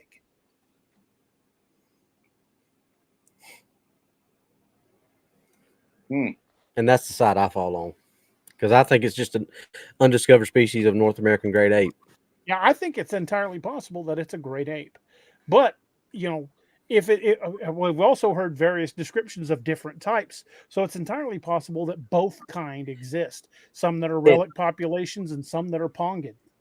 And let's address the elephant in the room with that. When people start saying, well, it's got to be related to us because it's smarter. Coco. How many words did Coco know, Doc, in sign language? A bunch. Dude, a lot. Over 250 at least, probably more. But at least Williams communicated, and it got so choked up. If a mountain gorilla can be taught to speak in sign and knows what she's talking about and has it, and we know that that's a great ape, that's on the pongid side. We know that, and we know that, and chimps can be taught sign language. I know I sound like a broken dang record, but Randall, I know they're not just North America. I'm talking about ours here. What's here? This is what we're talking about. Others would be whatever country, the Australian great ape, whatever. Don't get lost in the small things. The point is, I'm saying it's an animal. What my belief is.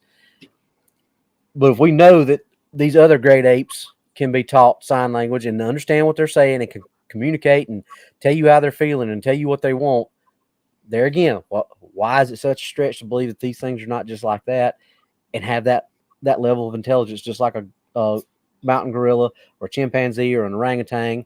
I mean, look at Clyde from Any Which Way You But Loose and Every Which Way You Can, or whatever the second one was named. I mean, Any Which Way You Can. Yeah, you would swear that orangutan knew exactly. I mean, it was just like one of the other actors. I mean, watch that movie and watch how smart that animal is.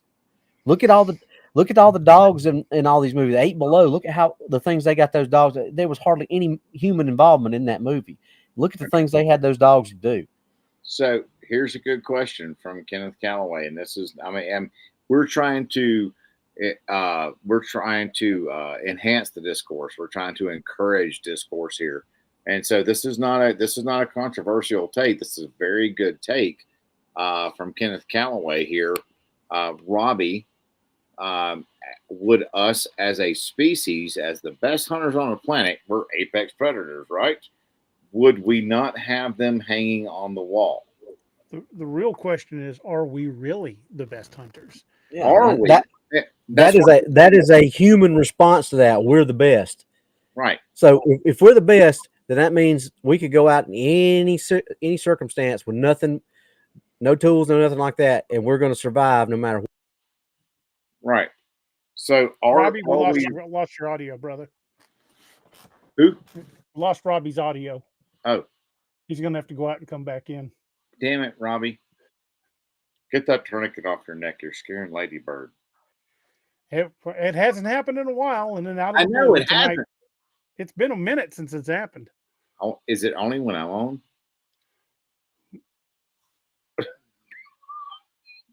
Don't put that evil on me, Ricky Bobby. Casey says, I'll put it this way. We're the only ones that have killed every species on the planet.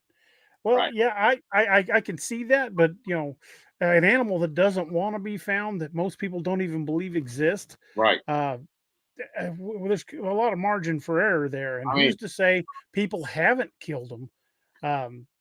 Simply because if you bring one of those out of the woods, you're going to probably get shut up and have the kill confiscated. Right. Assuming you don't wind up in some black bag prison somewhere. Right. I mean, the government does not want them to know. We have these now. You know what I mean? We have these now. And back in the day, it was verbal records. And so if somebody said, "No, that son of a bitch is crazy," we ain't gonna listen to anything he said. You know what I mean? So I don't know. That's interesting. Very interesting. This is man. I mean, we've been. Can you believe that we've been doing this? We've stayed on topic. We're almost at 10 minutes till, and we've been doing this. Say something, Robbie. Can you hear me now? Yeah, now we can hear you. All right. Okay. What I was saying, and I heard everything y'all were saying, but that was my response to that was that's a very human thing to say, is that we're the best hunters. And yeah, we're the only species that's killed everything, but what other species goes out and hunts every other species like we do? That's just because we were trying to, and most of the time we do it with tools. So yeah, if we're the best hunters on the planet, that means we can go to any environment, any circumstance, any situation with no tools, and we're going to come out on top. If that was the case, why are there so many missing 411s? We're not the best hunters on the planet. We might be the smartest with the best tools. And the best tools, but that's because of this right here. It's not because we're not going to survive out there with just these. I mean, yes, we can, and people have survived with nothing. I understand that, but we're not.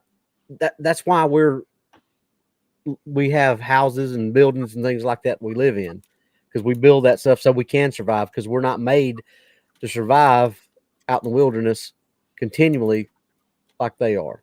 Right, exactly. That's the reason I love Kenneth Calloway's questions, because they're not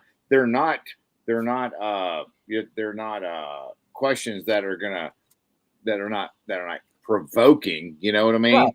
They're questions that are thought provoking. That's the difference, it's a way for us to think. And I agree to everything he's saying. I mean, and you're saying the same exact thing. Yeah, I love that kind of debate, and I don't think I love Kenny to death. He's one of my closest friends, but that's just my opinion. We as humans are going to say, "Oh yeah, we're the best. We're the best hunters there are," but we're really not. You put us up against some of the lowest hunters in the animal kingdom, and we don't because we don't have to hunt to survive. We hunt for sport. Right. How do you think we would fare if we were plopped down in the middle of the Amazon rainforest and told to hunt down one of those tribesmen who kills with a blow dart? How do you think we'd fare? We'd probably never see the dart that killed us. Yeah, much. Unacknowledged has he has a great response. He said that is a human-centric response. We're the apex predators on the planet. That's what I just said. I mean, that is 100%. That is the human response that we're the best hunters on the planet. No, we're not. Not only is it naive, it's arrogant at best. You know what I mean? And so how do we know? I mean, like I said, these dudes are the world champion hide and seek champions. You know what I'm saying? Oh yeah. So, they're cryptids. They're called cryptids because of what they do. They hide. Yeah. And they're the best at it. We don't have natural weapons like lions, tigers, bears, sharks. We don't have that kind of stuff. We can't hunt unless we have weapons that we have. And even building a snare, that's building a weapon. That's building something that's a mechanical advantage. Correct. If we were to go out and try to hunt a Cape buffalo with our hands, what's going to happen? You're going to get killed. There are people with 700 magnums that still get killed by Cape buffalo. If we had to let's think about it this way. If we had to resort to freaking napping flint and creating an atlatl and going out and hunting for subsistence, and you got a hunter-gatherer type mentality or type tribe, bro, we're gonna be deep in a hurt locker as a species. Let's be honest about it, because we have gotten extremely comfortable with our station in life.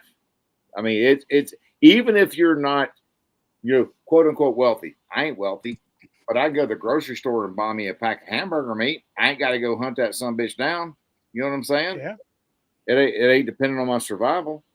Right. So we've gone more with our brains than our skills. So right. Yep. Exactly. I don't know, man. It's crazy. Yep. And Windwalker perfect. Mono and mono, then how bad are we really? How bad we really? And that's my point. If we were the best hunters on the planet, then that means we could go out and do what animals do without having to rely on making weapons or bringing in weapons that are manufactured, things like that. We can't do that. We may be classified as the best hunters because we have a very developed brain and we're able to create machines to create things like a 1911. How many of us could go out and run down a rabbit if we had to? Just run it down on foot.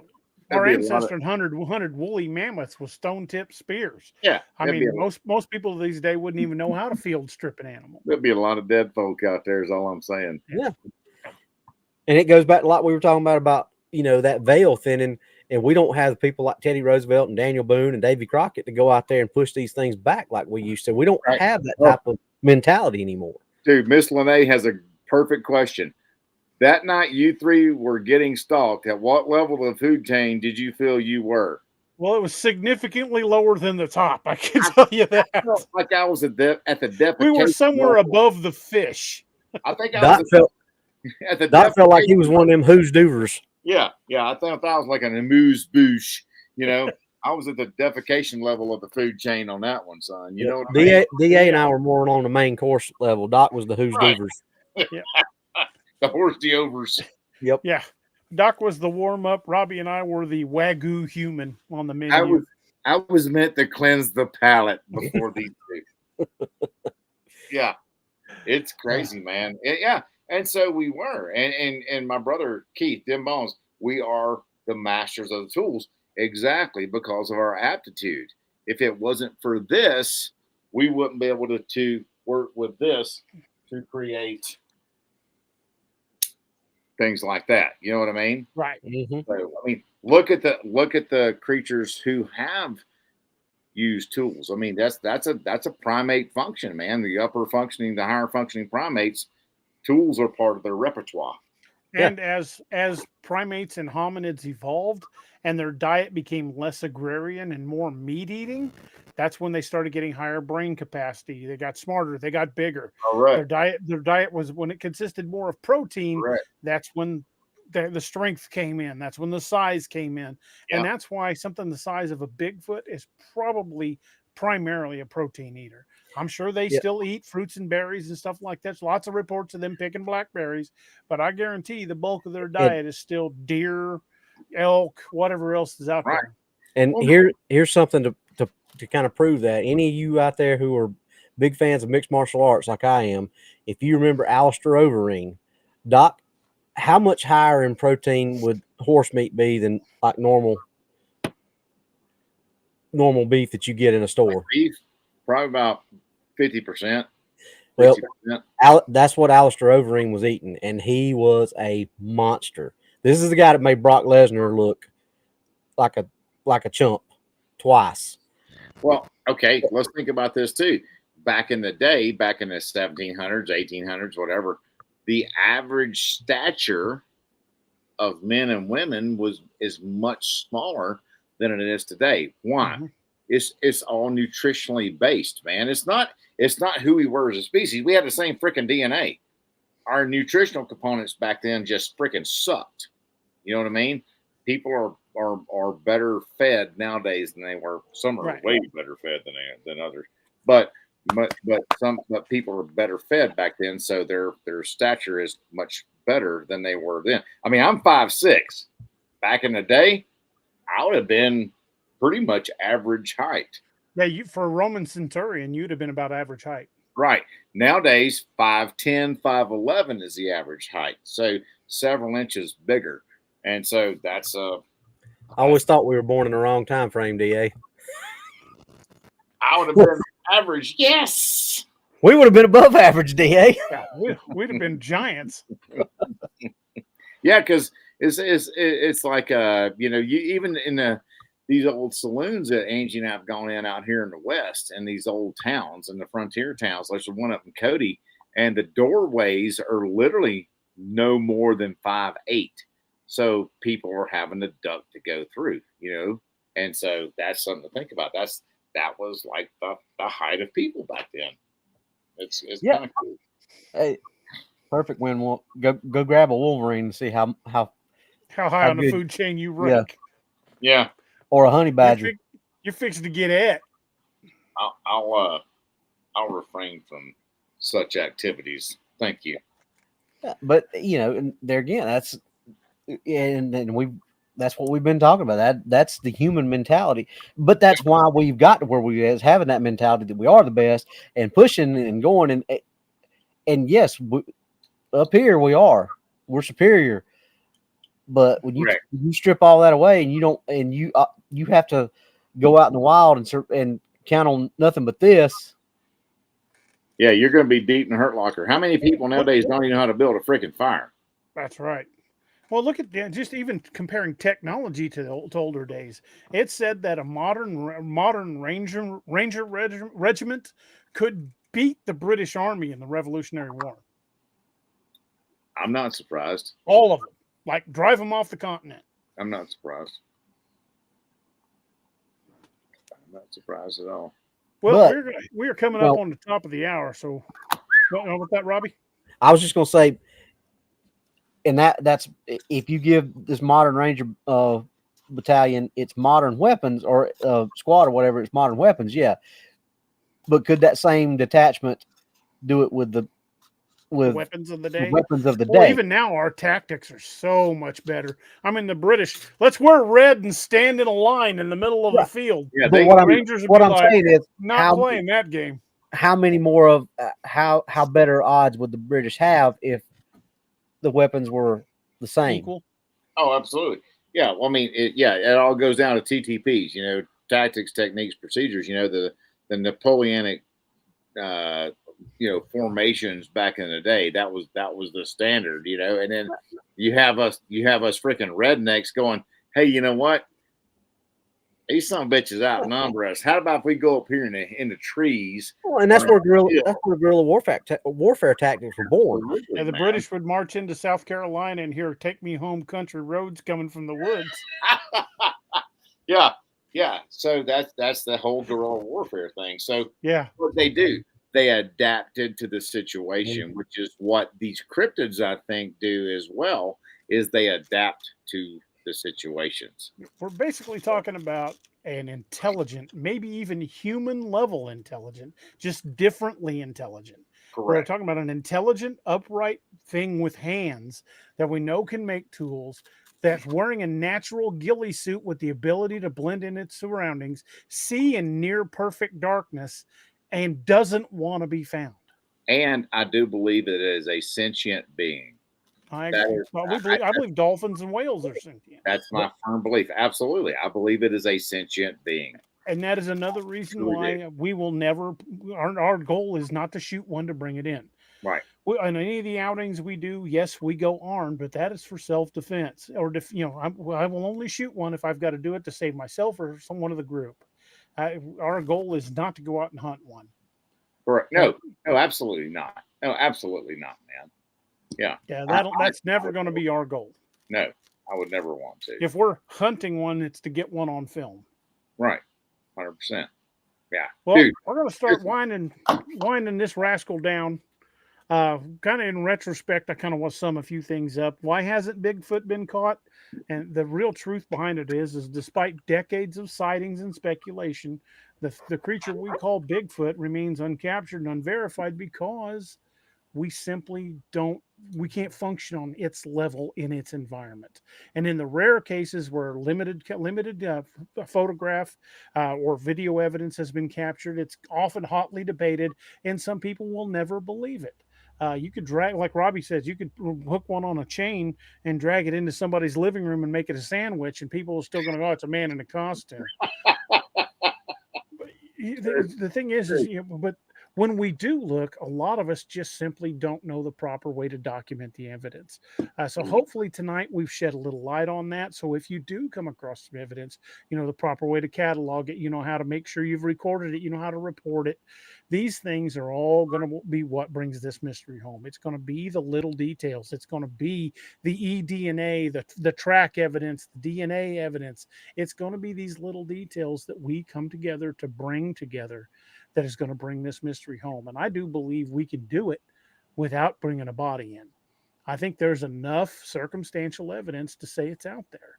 And anybody that doesn't want to believe refuses to, despite the preponderance of evidence.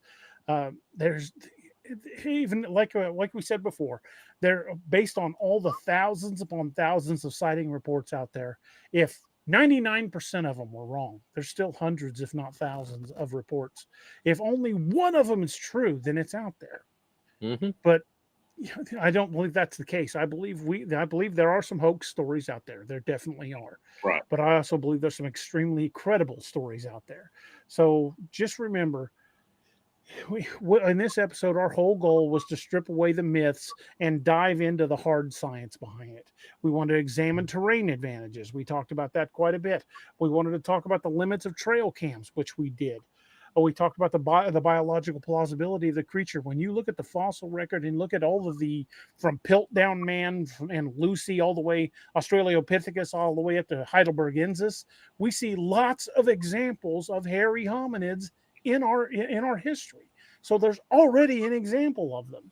And so, we examine this as a hands-on evidence-based exploration. No portals, no mind speak, just evidence, strategy, and the relentless pursuit of the truth in wild places where most people never dare to go.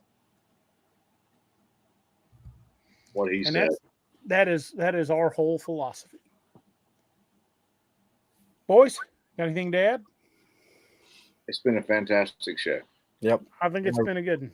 This was a good one. I enjoyed this one. Same. I enjoyed the back and forth with the chat. Some good thought-provoking questions. Casey, good job with some of those questions. Heck yeah. Had some great comments and questions tonight. Yeah. And chat, as always, we thank y'all for being here, interacting with us. But two, we really thank you for interacting with us. You know what I mean? Because y'all are the reason we are here. We're not here for y'all. Y'all are here with us to interact and make us better. So we want to make sure that we're all in this. And it just makes it so much better and so much more interesting. And we learn and we pull things from each other. So thank you for your interaction. Well, he said. And we're happy to share what we've learned. And we hope that you guys will reach out to us and share what you've learned as well. So, folks, hope you guys enjoyed the show. Before we wind her down too much farther, I want to remind you guys of the 22 a Day Foundation. We lose 22 veterans a day to suicide, and that is 22 too many. Reach out to your friends and family that are first responders. Reach out to the folks that have worn a uniform, that have kept us safe or kept us free. First responders, veterans, and active duty. Let them know you think about them. Let them know you care, because sometimes that "hey, are you okay?" is what keeps someone off the edge of that day. Don't let the hard days win. But at least 22 times a day, the hard days are winning. So let's get 22 a day down to zero, where it belongs. And as we continue to wind this rascal down, I want to thank Doc for these. If you guys have seen the movie Tombstone, Doc, when he was in Tombstone, he bought all of us these little collapsible cups, just like Doc Holliday did on the movie Tombstone. So we're going to do our toast in those tonight. So I want to have everybody grab something. I'm going to have a little bit of Bullet whiskey in mine, a little Bullet bourbon. Let me take off my hat. And my friends and family out there, remember to keep each other in your prayers. Pray for Miss Lene. Pray for Steve Payton's wife. She's having some severe medical issues. Pray for Greg House, who's in the hospital. Richie was saying he's having some issues with me and family. You know, pray for all these folks. Pray for each other and pray for our country, because we are going through a rough patch right now. Amen. And probably worse than I've ever seen in my lifetime. And I truly believe that we can come together and we can fix it. So again, reach out to your friends and family. Let them know you think about them. Let them know you care. With Thanksgiving coming up, is a perfect time to reestablish those connections. Let everybody know that you love them and you care about them. And since we got Doc with us tonight, I would very much appreciate it if my eloquent brethren over here would take us out on the toast. I would be most happy to, sir. Thank you. So this is from my Irish drinking song called "The Parting Glass." But since it fell into my lot that I should rise and you should not, I'll gently rise and softly call. Good night and joy be to you all. Slán Java. Slán Java. See you guys on Monday night.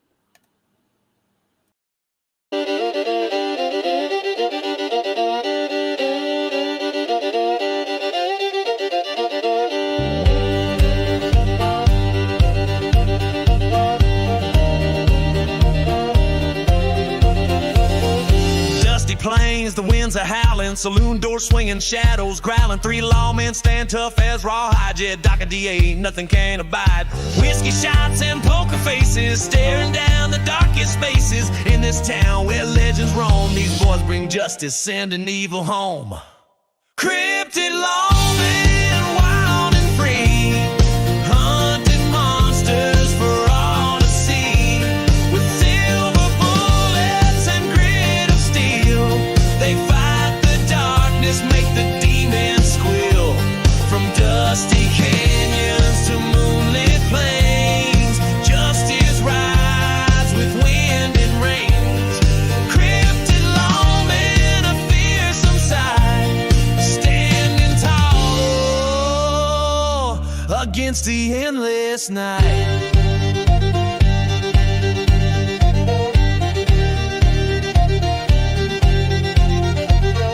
Jed's a howler, claws of steel. Doc's a biter, makes the devil real. But DA's a shifty one, a shape-shifting soul can turn to anything, takes any form, takes control. Tonight the chupacabras come to town, sucking the life from all around. But these lawmen, they ain't afraid. They'll face the darkness unafraid. Cryptid lawmen, wild and free, hunting monsters for all to see.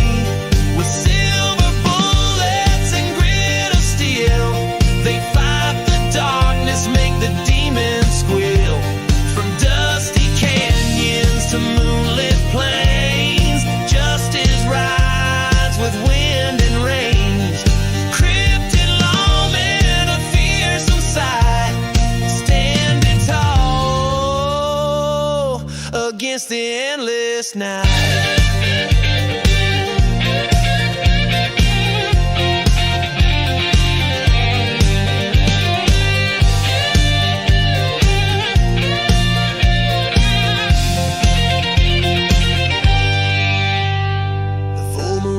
Bat wings flap, the air grows cold, a chill and trap. But these lawmen, they're ready to fight underneath the pale moonlight. Jed and Doc transform with a howl. DA shifts, becomes a night